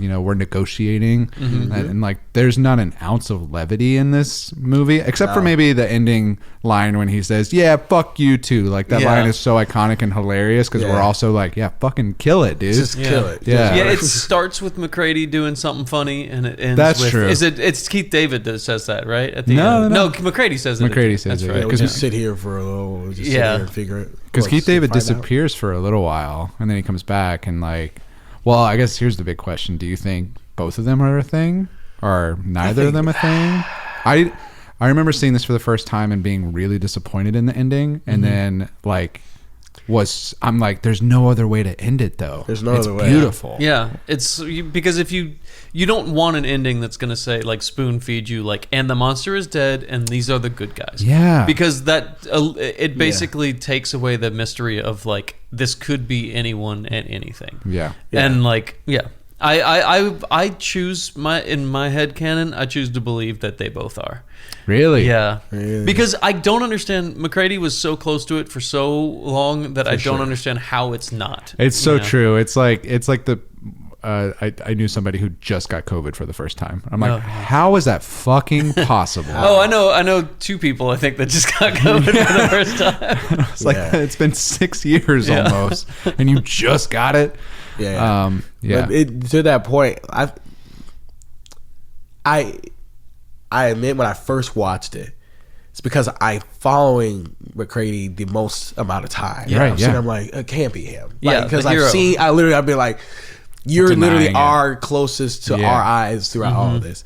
And then He's our Keith, POV character. right? And like Keith David character went off. He's like, I was following him and I lost him. I'm like, literally 3 other people said the same thing and they turned out to be the thing. Yeah. Yeah. They're the So but it does sit there. You do sit there and you're just like, but the thing is, it could be any of us. same. It could be. And y'all bring up that great point. Like, you've been around it a lot. Yeah. A lot. A whole lot. You've actually, I would argue, he's been in closer proximity to that than pretty much anybody else, and everyone else got it. But I feel I would love to see a scene where McCready's just like, no, we did the blood test, and it's like someone today in COVID is like, okay, I was at a party and someone had COVID, but like I didn't get it. But my girlfriend, she's got COVID, but I didn't get it. I didn't get it. I'm But, good. and like everyone got COVID, but I promise you, I didn't test, but I feel all right. It's like, exactly. just take a fucking test, McCready. It's easy. Take a second one just to be safe. Yeah, that I second know safety I don't test. have it. Yeah. Yeah. I mean, and from like, I honestly find Child's probably the most sympathetic character in this because it's like He's so great. Keith David is incredible in this, and he's incredible in everything he does. And like, but his character in this is like, yeah, I get everything that he's saying makes perfect sense. Literally everything he does, I'm like, yes, listen to him. He knows what he's fucking talking about. McCready is. He's a wild card. Yeah, he's like too like cowboy about the whole thing, and he's just like, you know what we're gonna do? We're gonna I'm going outside. I'm gonna blow things up, or I'm gonna do this, and we're gonna do this. I'm setting everybody on fire. It's like there's a guy that sets himself on fire, right? There's the guy that he set himself on. I thought they brought him. He was out in they brought the first guy out into the snow, and because he was like, he was actively turning, and they lit him on fire. Bennings is the one that is taken out because his hands start to have the thing. Cool. Great. Yeah. Also, McCready is drunk the entire time. And he's known for being drunk. He is a drunk, and they know he's a drunk, and that's why I'm just like, I don't know, man. I've known McCready. I don't trust McCready. No, I think we're right to not trust him. Yeah. For sure. And again, it goes back to like, if you're that confident and that handsome, you're you got a beard. He looks charming. All that he does. He's all that. I've seen it before where he's just like, yeah, of course, people are going to gravitate towards you, and that's the problem. I'm like, can I get mad? Because, like, you sit there and be like, yo, Keith Davis' character, like, that's a lot of logic. But, like, it seems like the downfall, this is going back into more towards the climate we live in now. So people are inclined to go after charisma because a lot of times logic is very much disappointing. Oh, yeah. It just is. Yeah. And it's not exciting. It's not. It's not. It's not. Yeah. And throughout all human history, quite literally, logic is overall looked down upon. Yeah. Especially in systems of control. Yeah. Literally, if you, I ain't going to go this deep for this conversation, but literally in most of the religious text, intelligence is frowned upon. Oh, absolutely. The first cardinal sin was like, you will know and be like, you won't be like God, you just will know good and evil. Yeah. And that's the first sin. Yeah. And I'm like, so you're telling people off rip the moment you learn something and question things, you are doing something wrong. Yeah.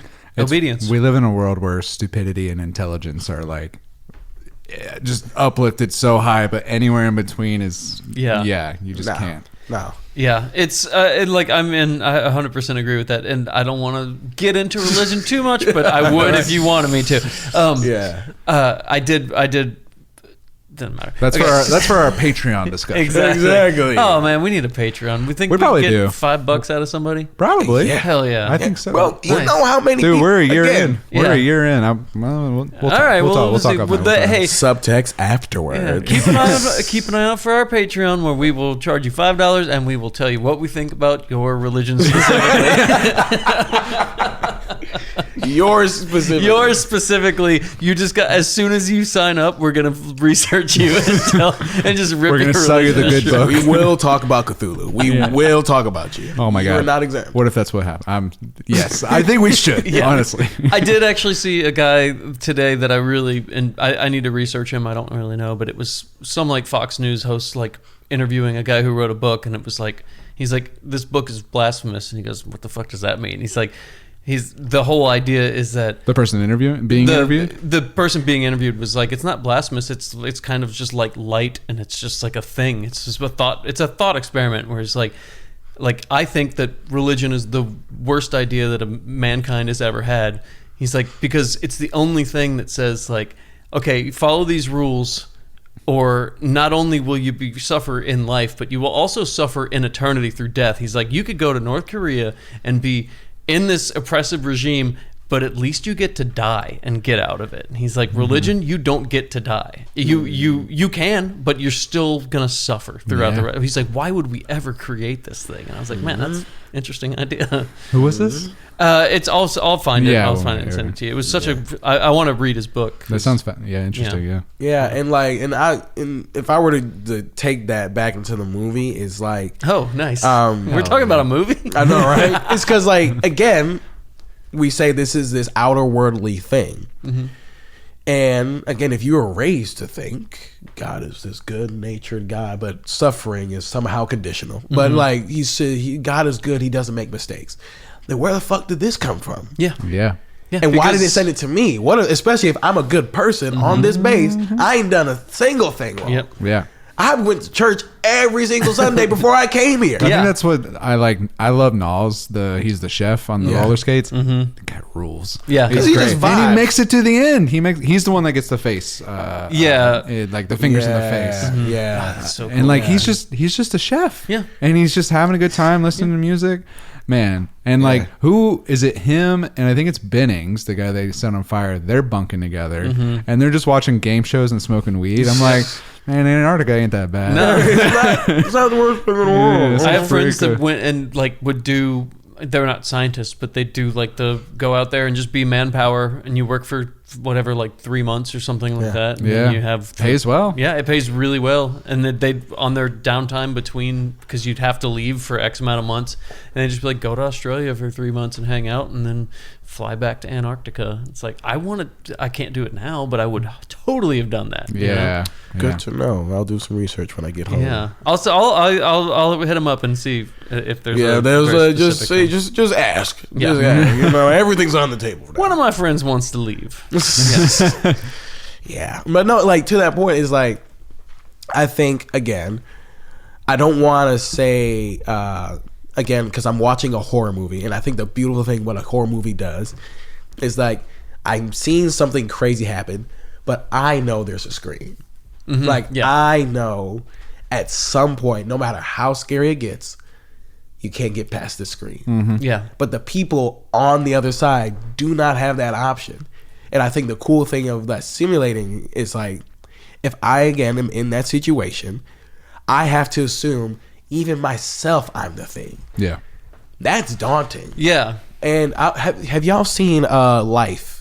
It's like Robert Pattinson. Eddie Murphy and no, that's a great. I see where I led. Because Life is one of my favorite movies. What is this one? Martin Lawrence and Eddie Murphy. One of the most. I don't know this, man. It's so fucking good. Is It's it? so funny. You Yeah. gonna eat your cornbread? He didn't So get you're my talking cornbread. about the Robert Pattinson life, right? Is that what you're talking about? Oh wait, no. Wait. No, it's the movie. It's a space movie with. I know the poster. It's of like an astronaut. Yeah, it's with so many people are actually in it. Ryan Reynolds is in it. Yeah, he is. Yeah, Yeah, and he Jake actually Gyllenhaal. dies. Yes, that's what it is. Jake Gyllenhaal. And Life. I don't think I've ever heard of it. Yeah. Oh similar- yes, yeah. This poster, it's the hand inside of the. I have astronaut. seen that. Yeah. Yeah, I've never and- seen the movie. I've seen the poster. Yeah, and like it's like almost like the reverse, where they're in space, this thing infiltrates them, but they're now headed back towards Earth. Got So it. now the thinking's like, either none of us go back, or whatever happens, we cannot let this thing reach Earth. But there is that crazy. I think that feeling of isolation is something we all innately feel. And again, we're going everywhere. The way this world conditions us through capitalism is isolation, because I then can control privatization. Yeah. I can control and isolate you. You're much easier to control. Yeah. So as crazy as it is, yeah, you're not wrong for sheltering in your room when there's an alien present. Yes. However, you are also easier to pick off. If the alien finds you, you have no help. Yeah. And also, if the alien, everybody else who leaves you behind, and yes, you pick the safe route, yeah, but now it's just you in this room. That's all you got. And of course, and then there's that scarcity mindset. I have to come out eventually, Yeah. somehow, some way. Well, that's that weird feeling coming out of like quarantine, right? Like in 2020, I remember, I think it was like 5 weeks we didn't leave the apartment. Me Yeah, and coast my is clear. You're like, Yeah. I'm all right. I'm all right for a little bit, you know. And then I eventually, was partying. I went out a lot. Did you? I went to my gym. I protested. I did do that. Open it up! I gotta get my gains on. Oh, you know? protested against the people. Oh man, I was like, enforcing social why are you distance? gonna make me wear a mask? What do I gotta wear a seatbelt while I'm walking? I did the whole thing. while you're walking? Yeah, I did. people while walking. Is I did crazy. the whole thing. I wasn't making any sense. I was screaming at people. It was pretty great. See, ignorance is bliss. Yeah, it is Everyone. bliss. It is. Yeah, it's definitely. But no, like to that point is I don't blame what I practice again, trying to be in that middle. Yeah. and why it makes it so damn hard sometimes. Because like, if I was in that situation, is what they will criticize people for doing. People want them to either be good or evil. Thinking keeps you in the middle somehow, some way. Empathy keeps you in the middle. Even if you are a good person and you be like, I think you shouldn't do that. I think you shouldn't. Empathy will still, if a racist person comes to my door and it's like bleeding out, I'm going to, of course, help you bandage your wounds. Yeah. I'm going to, of course, get you to a hospital. We live in a world of like either or, right? Like, either or. Not to make it, we're bringing it about politics. Yeah. But like when Charlie Kirk got assassinated, everyone's first question was, how did he vote? Like that was the first fucking question. Was like, how did this person vote? And it's like, we haven't even fucking found the dude yet. Yeah, man. exactly. And it's like, that shit. Oh my god. Yeah, it is. Yeah. And I mean, hey, not to get us all canceled immediately. Yes, but no, but I mean, seriously, like that shit. It was like, it's such a sad state of affairs that that happened, and I was like, man, tracks. Yeah. I mean, why wouldn't it's he awful. have gotten killed? Yeah, it's like, it sucks, but it's like you made a living spewing hate and being an asshole and like convincing other people to also believe this horrible fucking shit. And I'm still, this is a conspiracy theorist in me, not 100% convinced that he even really believed any of it. I think he just literally was like, I found like the Tucker Carlson route where it's just like, I was a shock jock. Like he was a shock jock. He was like a radio guy, and he wanted to be whatever. And then he's like, "There's so much money made right over there." Well, it's like the online streamers that turned out to be funded by Russians. Like, it's like, and we don't talk about that enough. Exactly. And it's just like he found a niche, built it up, and then got huge with doing it. Yeah. And at the same time, I still don't want to see him die. I don't want to see that. No. Like, nobody should be shot. Yeah. I listened to a guy that was like the day after, and I don't know who he is. He's like a Muslim kind of like thought leader guy, and he's like, everybody wants to know my opinion on Charlie Kirk. And it's like, I like him just as much when he was alive as I do when he's dead, meaning I don't think about him. Like, he's like, he didn't like me. He made me his enemy. So like, why would I care what happens to my enemy? He's like, I don't think he should have died, but it doesn't affect me in the long run. And it's like, that's kind of where I'm at, where it's like, I mean, it sucks, man. Like, what's the saying? Talk shit, get hit. That's why you don't do that sort of stuff. Yeah. Like, I don't go out there and spew a bunch of shit and be like, what are you going to do about it? And then when somebody does something, go, that's not fair. It's like, you just don't do it. Yeah. And then weaponizing empathy when you literally, he literally was like, y'all are saying I shouldn't care about my neighbor. Well, my neighbor just got killed. On live. In the neck. Surgically. That's another conspiracy. That's crazy. So but like, it's again. But I'm sitting. I'm like, sorry. I know. This is his own my bad.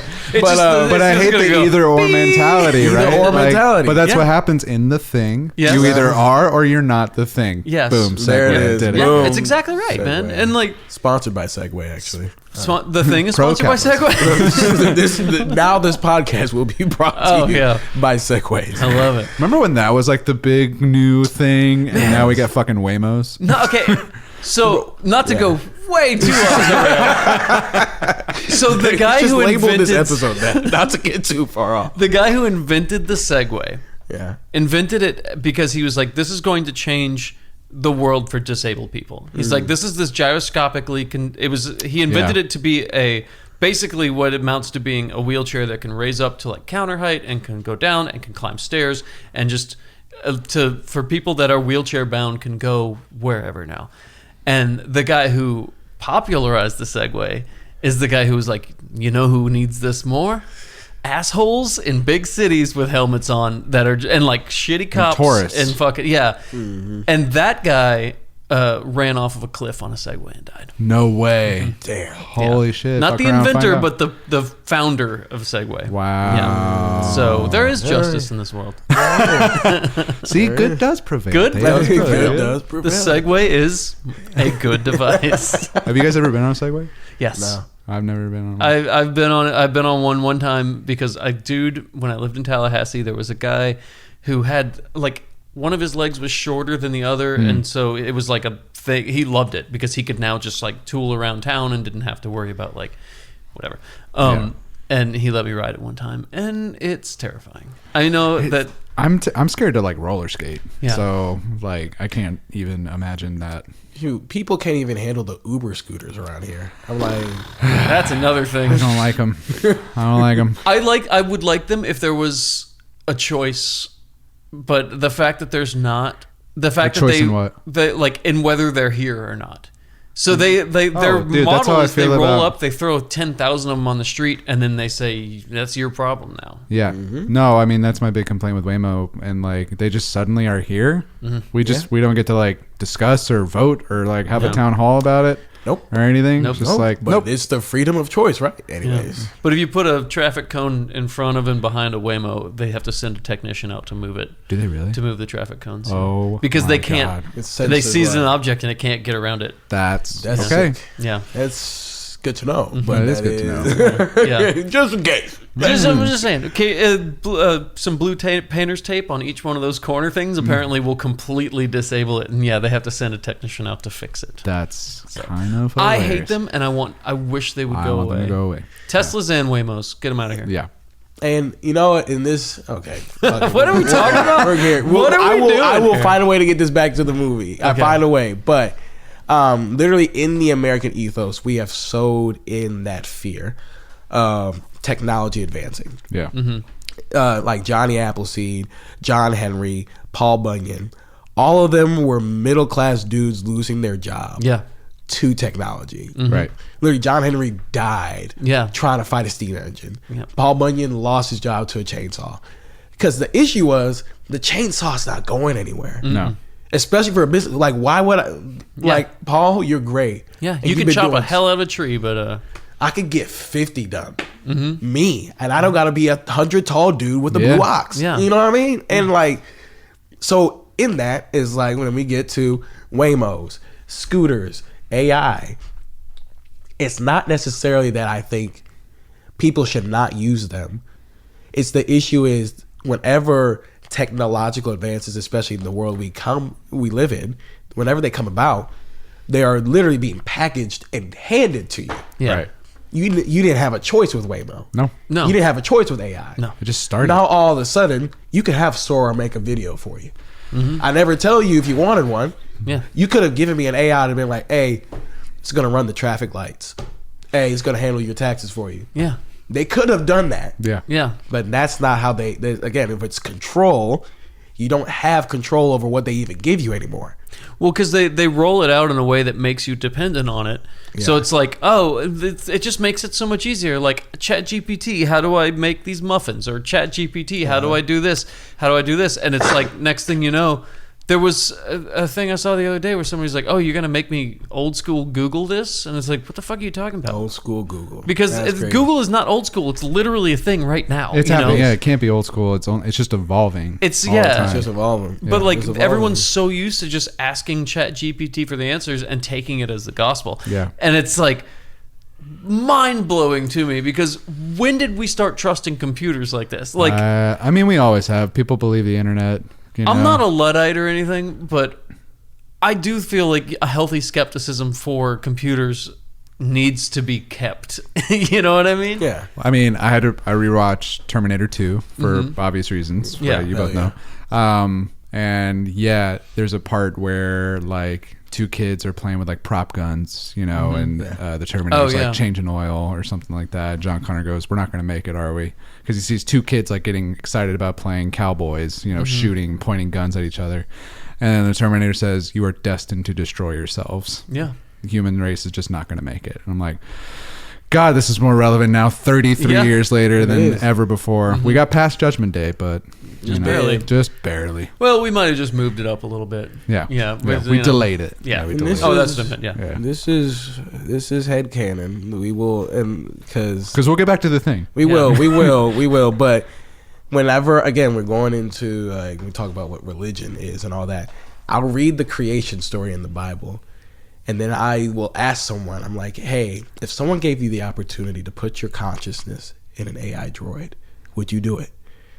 Whether you say yes or no, that's up to you. Yeah. But I'm just now being like, we are now crafting the ability to do that, because at that point, AI will be better than us. Better bodies, better suited for the world. You won't have to shoot, especially if you're a machine. You won't have to eat. You won't have to sleep. No. Especially won't have to care about the environment that you live in. You can't breathe the air. Yeah. But at that point, Yeah. literally, you are then breathing life into this little being. Yeah. The same way God breathed life into you. So, this is big rabbit hole JT headcanon. I'm like, so literally it is man-made. Even if God himself, or whatever God is, I believe God to be just life evolving. And even if we are the current form, there will be another form after this, even if we make it ourselves. Yeah. So even then when they're like, did God leave? Did God die? Did we kill God? Whatever. I'm like, even if God is us, God knew this is flawed. Yeah. There's things in my body right now. I love myself. I don't like every part of myself. Right. I know there's little physical flaws. Not talking about my brain, just literally physically. I'm just like, I would love to have some different things of this, and that. So how do we expect the thing who made us to be any different? Even if it was millions of years ago, it would have been great to be a little single-celled organism. Yeah. Great. Yeah. Beautiful. It would have been great to be a dinosaur. And its current iteration, it would be great to be a human. But then, especially with the way that it's going, in a world that it's getting to, literally we are making it to the point where humans can no longer live here. Of course, either the inclination is I will go off to some other planet. I would love to make that happen. Yeah. I hate that. I know. I hate it too. Either, but literally, even if the world changes, then I must change with the world. I must change with it. Yeah. So then I'll be like, all right, yeah, it would make sense if there's an android version of me that doesn't need to worry about any of this human stuff. I wouldn't do it, man. Well, see, wouldn't do it. I'm not even saying it's yes or no. So I'm just saying, I'm watching literally. Cut my thumb, test the blood. Right. My problem with this, it's the same problem I have with the idea of a teleporter in Star Trek. Right. Because it is not you. You cease to exist and another copy of you moves forward. So you're not becoming immortal. You're making a copy of you that knows everything that you do, and you are dead.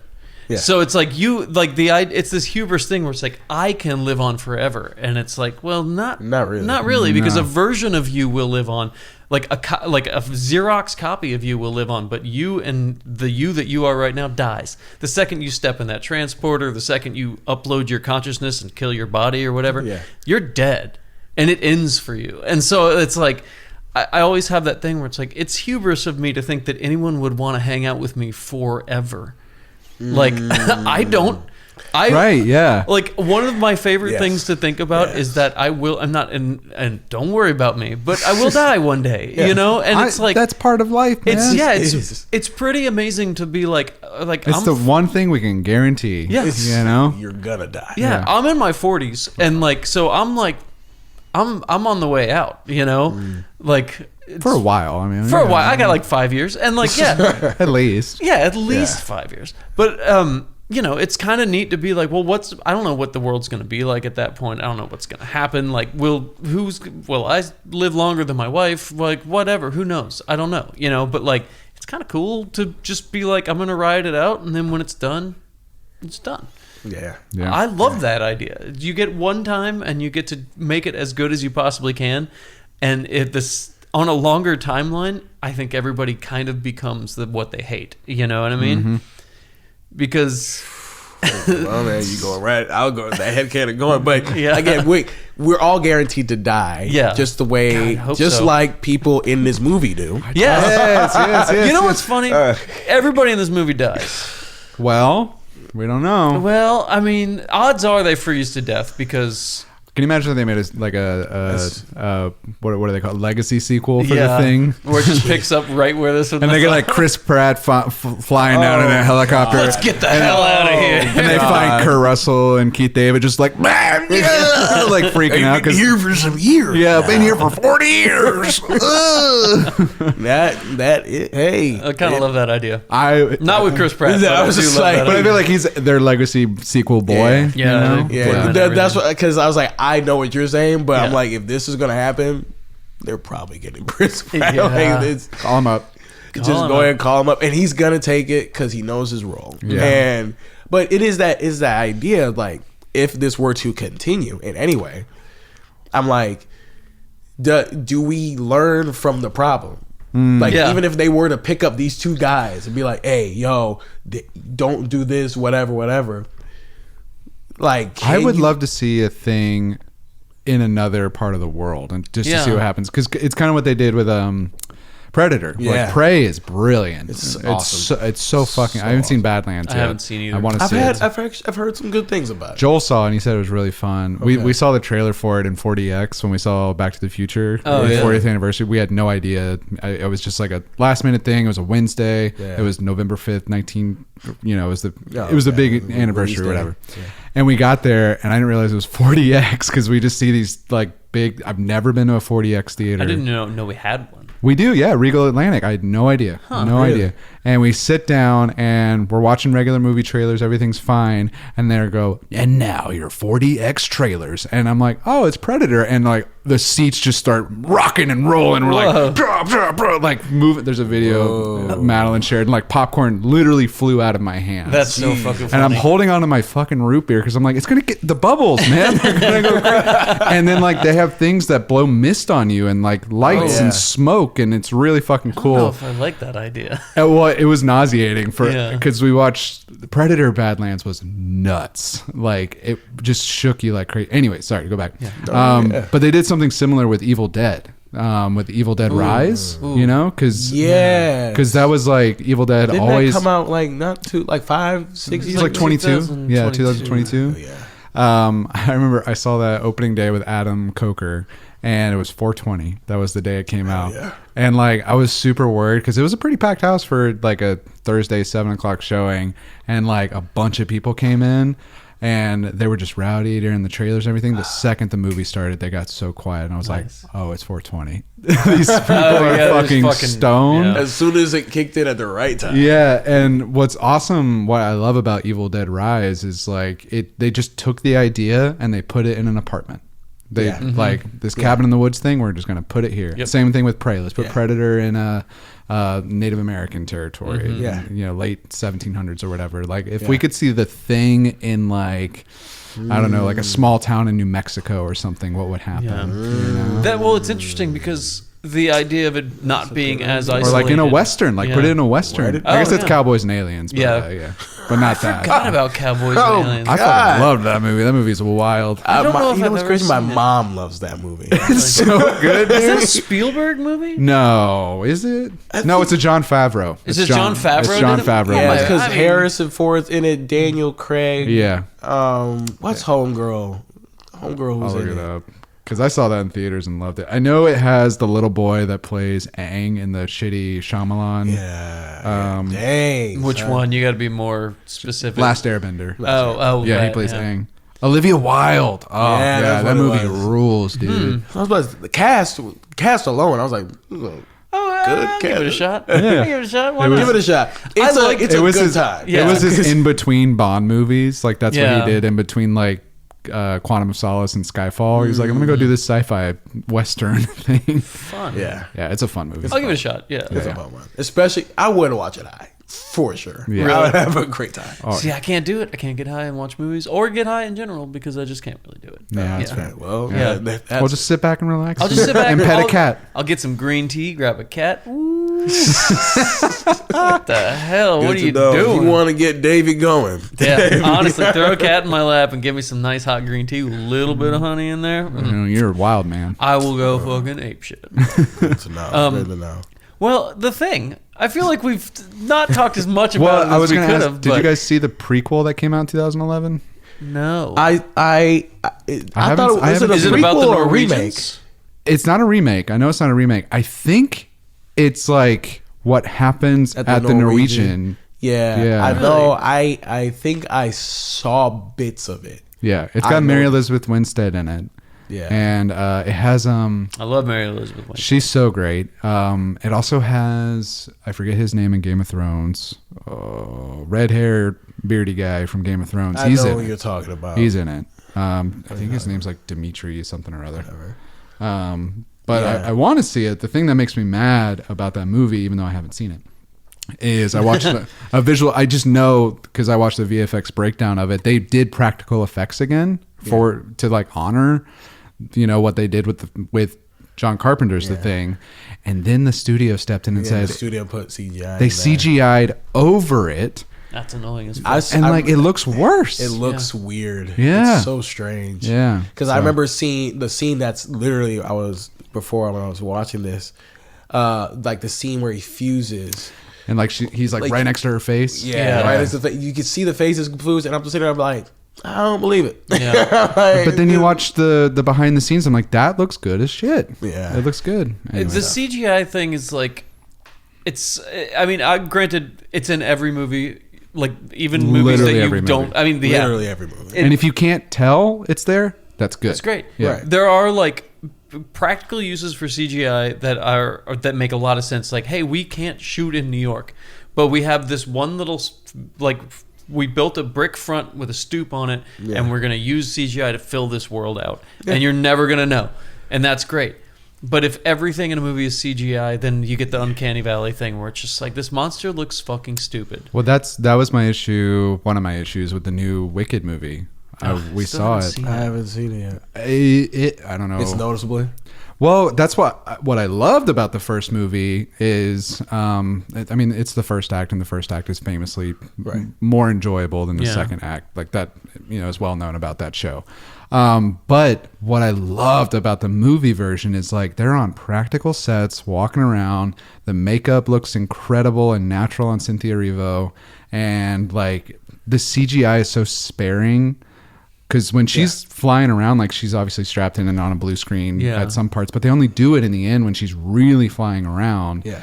And like the wizard's lair is real and everything. And I feel like I can touch it and walk around on it. Mm-hmm. And then in the second one, I don't know how familiar you guys are with Wicked. I've seen it. Yeah. Like the song. Still have yet to see the whole thing. I haven't seen the movies. I've seen the play. Well, the song No Good Deed. It's an amazing song. Mm-hmm. It's so great. But it just felt soulless to me because she's clearly like on a platform surrounded by nothing. I described it to Joel recently that I was like, it's like watching the Star Wars prequels. They're you can tell they're looking and feeling nothing right now. It's nothing on Cynthia Erivo. She's an incredible performer. Yeah. It's literally, I don't know what happened with the second movie. Everything just feels like it's not there. I saw from the rollout, they was acting wild. And I was like, well, they're this theater folk. We know we're all weird. Yeah, but it was one of those, I was just like, are y'all trying to sell the movie or just like dealing with the fact that you didn't enjoy the process of the movie and you just bonded through that? Yeah.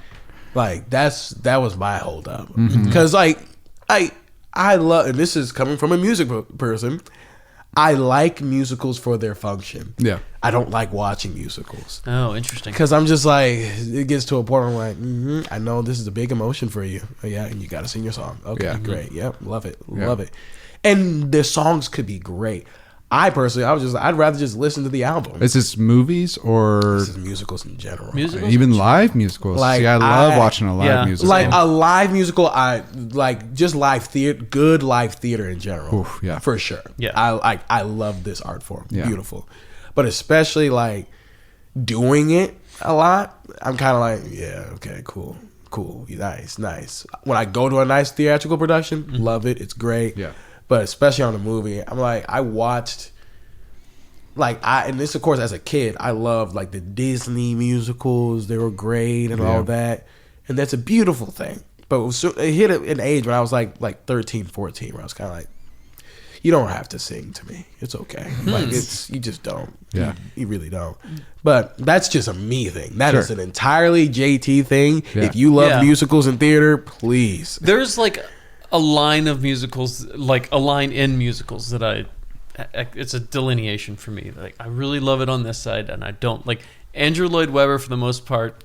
can fuck right off. Like, I think that he's not the one thing we disagree on a lot of things. We disagree on a lot of things, but I really hate Andrew Cats Lloyd is a Webber. masterpiece, man. God, I hate cats so much. You love cats. I love cats, but that's why I hate cats so much. Yeah, it's just one of those things where I'm like, I've seen it like 3 times, and I'm just like, why is this happening to me every time? Yeah. I don't know why I sit through it. Oh god, it makes no sense. It makes no sense. It's way more powerful for me to watch it live. Like when we saw Hades Town last December, show I knew nothing about going into. I maybe heard like a few music. songs. It's beautiful music, and seeing it live, and then like we got to talk to who's the main character in that? Jesus Christ, Orpheus. We got to meet him and talk to him. Like, oh, you're a real person, and like I just saw you just give like an amazing performance, and then like. I don't love. I hate the movie Cats. It's garbage, but it's an ironic love actually. You know what's crazy? I haven't. I know Cats. I haven't seen it all, especially live theatrical. Yeah. My grandmother has a VHS of like the old Broadway recording of it. Yeah. I still even watched it, but then I watched the movie. I didn't even watch all the movie. I was watching Queen and Slim. And after really? Queen and Slim got out, Yeah. I was high. Yeah. And I was like, I'll just movie hop. What's this? Cats. Oh, great. I've heard so many terrible things about it. I'm high. I don't care.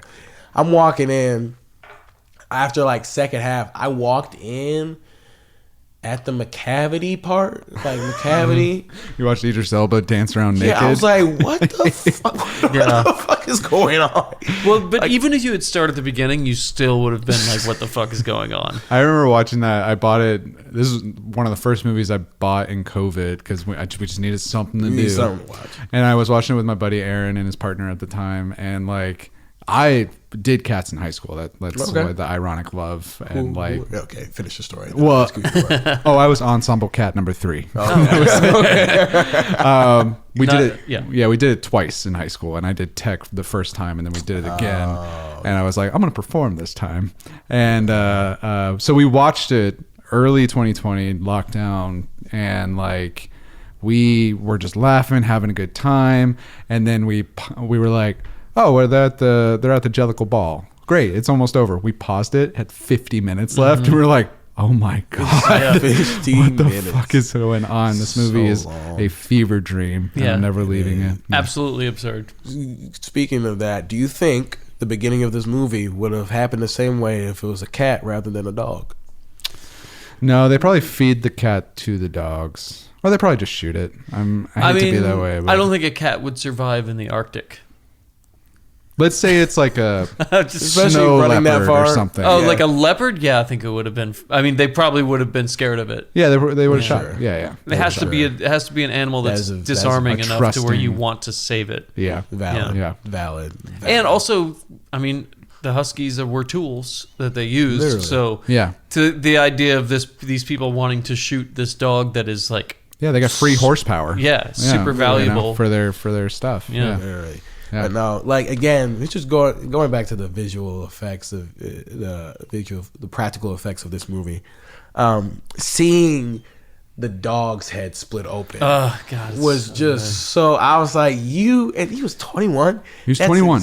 Because For my all of brain it. don't All of think it. that way. There's like a great behind the scenes interview with him, and he looks like a rock and roller with like long hair, and Hell he's yeah. just like, we tried this, we tried that, and like this looked good, so we did this, and it's just a bunch of pulleys and bubble gum, and he was just, if it looked good, great, let's move on, Yeah. Nice. And he said there were like some astronomical amount of lube on set I to believe keep it. the thing slimy. God, everybody did that. There was back there was then. like in their like line producer, there was just Yeah. a lube budget for the thing. Same with Alien. Remember they had? Oh, yeah, they had yeah. like barrels of KY. KY, yeah. Yeah, well, you got to make it out of something. It's got to necessary be like for viscous sci-fi. and clear. And, yeah. Because another scene like that as great as all of it was, the scene that really made me, I was like, this is really good, is when he was doing the autopsy and pulling out the yeah. organs. Yeah. I'm like, yes, that thing looks this amazing. this looks real. Some of that I think is like actual animal organs. Yeah. I was like, this I know but it's you're used good at your sparingly, job. right? Yeah. Yeah, Like yeah. that sculpture of the two humans being spliced together, you know, that froze. They find the guy who's like slit his wrist and his blood like froze. Like all that stuff is just so cool to look at. Oh yeah, I forgot entirely about them going to the Norwegian research. Yeah, it happens early. Yeah, and they bring the thing back. Yeah. Like that's how it gets to them. Well, I guess it's in the dog, obviously, but like Well, because and by the way, best dog acting possibly of all time. For sure. Yeah. That dog, did do they're his just job. like, All hey, the dogs. wander in here and fucking and lay down next to this guy. Like the guy that when it just walks into the door, it like walks past the door and then turns around and comes back in when it sees the guy in the room. Like at the beginning, the first guy that they flamethrow, whatever. Yes, yeah. And it's so like, and it's just calm and it doesn't move. It's just literally just looking. But you're like, something's wrong with this something's dog. wrong with this damn That's dog. that thing you were talking about. Like something's slightly off. This is not how a dog would act. Like it's like, but this is how a dog would act. It's that dog acts so good. And I don't know how you do it. I love it. Yeah. Okay. Is there an Oscar for dogs? I mean, honestly, why Is not? there? No, There I should don't be think for so. like Well, there might animals. be like a technical aren't they Oscar doing for like like a- animal handling or something like that. Aren't they doing stunt Oscars next year? Are they? I think so. I think they're doing stunts. I think they're adding that. They're adding I think I stunts. did hear that. Yeah, which is I think it's great. Yeah. Overdue, honestly, because there's one of those where you're like, you really put your whole entire body on the line for this shot. Yes. Congratulations. Someone should like. Let's just retroactively give Tom Cruise 6 Oscars for the 6 stupid shit he's done. Yeah, him and Jackie Chan, man. You know, Oh, just, Well, like, he got like a. I think he some got honorary like a post, Oscar? like some Yeah. kind of career award of like, thank you for breaking your neck. Yeah. Enough. Yes. The difference between Jackie Chan and Tom Cruise is that people were willing to let Jackie Chan break his neck. Yeah. Because Tom Cruise, they're like, you can do this, but we are going to make sure that it is 100% not going to fuck up. Like Jackie Chan's just like, oh wait, does my character jump from this building to that one? All right, we'll just roll, I guess. And let's see what happens. Let's see what happens. Yeah. Just see what happens. Was it Shanghai Cop? Was that the one that he got really fucked up on? Is that the one where he rolls down the building? Yeah. It was like it was he like fell through some things when he jumped off a roof. It was like the canopies or Yeah, whatever? the canopies. I think he definitely broke some shit. Yeah, Oh, he's broken. probably broken every bone in his body. I'm sure. Probably. Oh man, I rewatched. What's his first big? It's like him and Chris Tucker.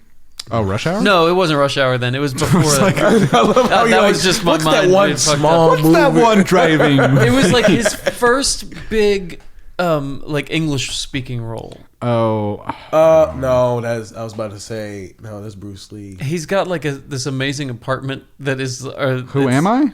No. I'm just Police Story.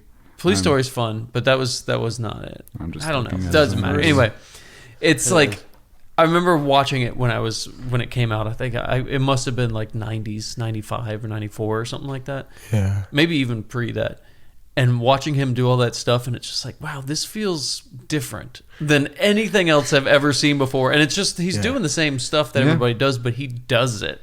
They're like, I'm doing this. Yeah, it's like you will see me literally be like, you don't have to cut. Just exactly. And there was not. It's just like these long choreographed fight scenes where he's flipping all around and like throwing pool balls at people's faces, and it's like, and then they throw one at him, and he like moves out of the way, and they throw another one, and he hits him in the face, and it's like, what is happening? How are you doing this? And it's just like, backstage or before they started, they're like, really hit me with that pool ball. Don't hold back. No, You know? he doesn't hold back. Yeah, No, it's not at all. insane. That level of Oh, was it Into the Dragon? No. no. it He's was- in that. Is he in is. Into the Dragon? Yeah, he is. He spoke about that in an interview that he talked to Bruce Lee afterwards because he was like, "Yo, I get to get hit by Bruce Lee." That's insane. Yeah, he's a thug in prison is his credit. Thug in prison. Yeah, I know the scene. Like literally, you can see when he's doing the nunchucks while everyone's trying to attack him. He's one of the thugs. Yeah. I'll figure out the name of it. Yeah. But, But yeah, yeah. you know, and like again, that's another thing. Like, and I don't know how long we have left, but you imagine being in that situation. Do you think That you're the thing? that you're the thing? That's a good question. Because when they're doing the blood tests, like, is it None of the- Windows? yeah. That's like they cut his blood and he's he's acting normal. He's yeah. acting normal until then. it literally. Pops oh up. yeah, that's right. Because he's like, untimely, whatever. And as soon as it jumps out of the thing, he goes like, yeah, and then he like the big mouth opens up and eats the other guy. Oh yeah, bites the other guy. I will say that was so like he was one of those again. It's a valid response, but some people literally is like fight, flight, or freeze, and he froze. I was like, bro, come on, like just move out of the way. Yeah, exactly. Okay, one of the funniest moments though is when Gary, the older guy, does give that little spiel of like, okay, I've been strapped to this couch, blah blah blah, and he's like, can you get me the fuck off of this couch? Like that part cracks me up so much. Yeah, very valid reaction. Yeah, I don't know if you know if you're the thing or not until I've imagined that like. Because was Brimley the thing the whole time then? I think he was. He was one of them. Like because it takes over everybody. So I feel like as soon as he, I don't know. The timeline's weird because he did the calculations and was himself enough to at least figure out what the heck this thing is. Yeah, this thing, what it is, how bad it's going to fuck everything up if it gets out, and then decide that no one gets to get out of here. Then they put him into the room. Yeah. Then he's trying to get out of here. Yeah. He literally makes a spaceship. Yeah, and then exactly, and that's when everything changes when he's like, "Well, I'm good. Look, I'm here. I'm fine. I'll go back. Let me go back in with you guys." And he's like, "No, I'm not going to let you do that." Nope. And then it's like, yeah, it turns out he was the thing. So maybe you don't know until it wants you to know, because it becomes you. It takes over your cells and it mimics you. Yeah, because it's not like. Speaking of Terminator, it's not like the T-1000 has to kill the thing that it wants to become, right? Yeah. You know, it's a disease. It gets inside of you. Yeah. That's an interesting question because, like, in that situation, if he's been the thing the whole time, was the thing acting out as what Grimsby would do? It's like, I need to figure this thing out. I need to figure it out. But once it like, okay, now you isolated me. Now my goal has to shift. Yeah. I don't know. I can't physically do anything in this situation with the exception of this. I've always imagined it as like, because they describe it as like a microorganism, right, or something like it's just a collection of microorganisms speaking to each other at all times and telepathically, whatever. But once they realize a threat is happening, that's when they act. For sure. And I think it's, it's alien, so we can assume it's hyper intelligent or whatever. And so like, it's broken off and it's like, okay, this portion of the thing is taking over Brimley to build a spaceship. This portion's over here to kill these guys, and this portion's over here to destroy all the equipment, so they have no way of contacting anybody. But I'm going to play it as if like, that's how I've always thought it. Oh, I see it. So like, it's like a hive mind. So he was like, destroyed all the equipment on the guys if we can't let this thing get out of here. But it's more along the lines of like, if this word gets out that this is happening, then I'm fucked. Oh, that makes sense. And I think it becomes like the most powerful because like McCready is delaying its release to the rest of the world, and that's when it just decides to, become the big monster we see at the end because it's like, I gotta attack this thing. Yeah, it's fight or flight. That's how I always pictured it, at least. I could see that. Right, and then at the end, it's like if either one of them is the thing. Oh man, now my brain's going into logic. It says like, do you as a monster, are you thinking if it's hive mind, are each one of those little hives acting independently? I never imagined they were. I think that they were always working in tandem. Yeah. So then it's like, the logic is interesting of like, oh, then do I become this big thing so it kills me? I want it to kill me. So that way you think you're safe. Oh, interesting. And there's levels. I know. I was there's like, well, now my brain's thinking. I'm like, hold on. Yeah. The same way, like in Life, with the one with Jake Gyllenhaal. I'll have to watch that. Yeah, watch it. It's pretty good. Is it a Christmas movie? I'm only watching Christmas movies. Oh, really? Okay. I mean, you can make it. Okay, great. But yeah, in that, I don't want to spoil it. I don't want to spoil it. Just watch it, and like same kind of rationale happens. Yeah, same kind of rationale happens. So yeah, it's in the event that say Childs is the thing and Kurt Russell isn't, or vice versa. It doesn't really matter in the end what happens, because if they're just like, we're just gonna sit here and die. Yeah. Thing's not going to die. So he could just be like, my best chance of surviving this is to just sit here while that thing dies, and then I'm alive. I'm alive. That's whether you're human or not. Yeah. You're riding it out. Yeah, exactly. And it's like the non-thing will die, and the thing will continue to live. Maybe. Maybe. Because we haven't seen it freeze. I think that's why it's always in question, like if McCready has it, because he survived the cold at that one point, like for the longest time. Oh, yeah, because he was outside for a long time. Yeah, for like hours. Because they cut the safety line or something like that. What did they do? Yeah, Knowles does. Knowles does, yeah. Yeah. I had to cut him loose. Yeah. So, but then I guess it would survive because otherwise we wouldn't know it in the first place. Because the ship crashed and then the Norwegians excavated it. Yeah. And it was frozen and For they thawed it out. years. That's true. So it's like, at least we know it will survive until somebody finds it. Yeah. It's never said when the spaceship crash lands. Yeah. It says Antarctica 1982, the scene after, so there's like theories online like that. We don't know when it landed. Yeah. It would have had to have been years and years and years before that because it's under a glacier. Right. Yeah. I think that's what they were like, the ice around it. Oh, right. Yeah, you see It was it. like, this is... Yeah. Especially if it was this deep. Yeah, they excavate way down. Right. Yeah, I forgot about that part. So it had to have been hundreds of thousands, millions of years ago, maybe. I always forget that it has the flying saucer in the beginning. I Same. always forget. Yeah. And okay, well, I'll get to it. Let's do this. Favorite parts. Oh, my favorite part is the chest bursting, like mouth opened up, blah, and then the spider, like when everything just hits the fan and they're like, okay, this shit's crazy. Yeah. Yeah. Amazing. That's my favorite part. Dog's head splitting open. I was like again, it showed me that we're in for whatever happens. Yeah. My favorite part of the movie, it's going to sound weird, opening the title sequence is, I think, possibly my favorite title sequence of all time. You know how they did it, right? Yeah, it's a fish tank filled with smoke and a black, like a cutout in a black plastic trash bag, and they just burn it.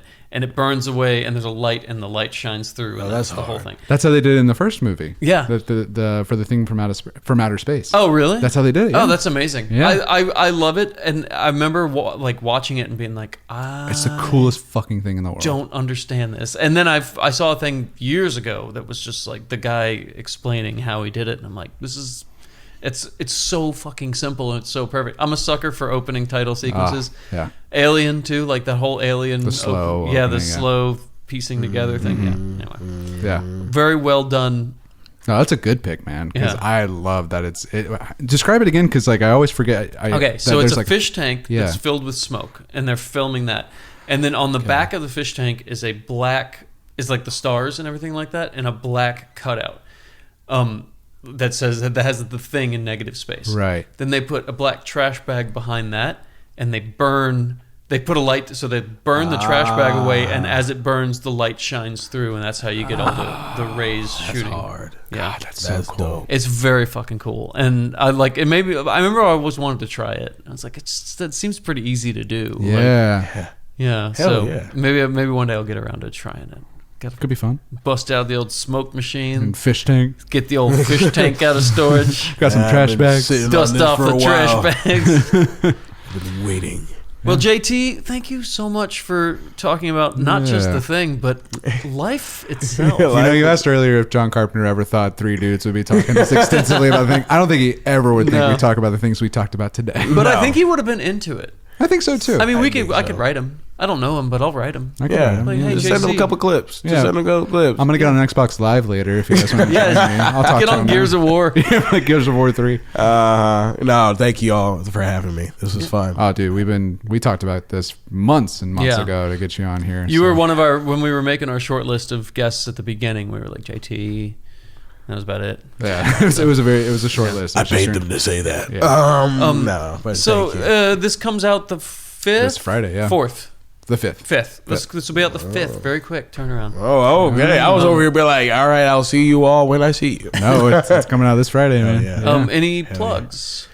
For December? Just nothing in December, but keep out for Just Original. I have an album dropping next year, January 16th. Nice. Yeah. It's going to be very fun. It's going to be a little sonic journey. I'm going to be dabbling into just about every genre possible. Cool. That's a producer. Hell yeah. Featuring a lot of different people, and it's all coming from one sample. And what's Nice. just originals your tag on Instagram? Yeah, just original. It's my artist name, my creator name. Yeah. It's just the way that I've been going about it. Just original. Thank y'all. Yeah, Nice. absolutely, man. I Hell yeah. appreciate y'all. Yeah, dude, so thrilled to have you. Yeah, man, could not have had a better time, honestly. Yeah, thank you for picking this movie. It's so fucking good. Yeah. And thanks for, like, you know, just going with it. Hell yeah. Hell I know yeah. we've talked about this movie for like 14% of the entirety of this time, but I have thoroughly enjoyed this I conversation. love the like existential questions that we Very- come out of this movie. Yeah, I think that like okay, so the last episode we did was about weapons, but we kind of talked about weapons, but it was Yeah. just like this tangents of like we just go wherever it takes me. I kind of like this just being the vibe of this whole thing. It's Oh, like, yeah, man. oh man, it's so much more fun. poor Steven. We had Steven on for the second episode, the Second first time we had episode. a guest, and we felt so like beholden to go beat by beat. We're like, okay, let's stay on track. Let's stay on track. Yeah, let's yeah. stay on track. Oh, where were we? And I think like for Thanksgiving with Matt, I don't know if you've listened to it at all, but like we had Madeline on to talk about Thanksgiving, which is an awesome movie. I remember you really telling fun. me about that discussion. I didn't listen to that one. But yeah. But that movie has an incredible like first 20 minutes Yeah. before the title credits come up. I think we talked about the first 20 minutes of that movie for an hour and a half because we were like, we got to talk about this thing and this thing and this thing and this thing, and we were just like, I think was it Lila, but we were just like, Lila, we were just all or maybe over it the was place. Carson and Courtney. We were just like, fuck it, let's just Oh yeah. Yeah. It's much more fun that way. Hit the beats that you want to Maybe hit. it was but- Austin because we saw that movie in theater. We saw Sinners in Oh, theaters, and then yeah. we talked about it, so we couldn't take notes. So it just became this like talking. good one. Yeah. That was Austin. I think might have been our longest one. You think so? I think it was like 2 hours and This 40 might minutes. be- We might be pushing. Do you have a it. time on it? It's actually I don't have it set to that right now because I was doing some work at Dad's and it's the time code's not correct. Oh, word. Okay. Yeah. All right. Well, All right, we're about to Hey, find out. but you know what? About This to has find been out. great. thanks so much for being here. Thank y'all. Thank y'all. And like we always say at the end of every episode, I guess it's Yeah. Come to Daddy. Yep. Yeah. There it is. Oh, I'm turned on.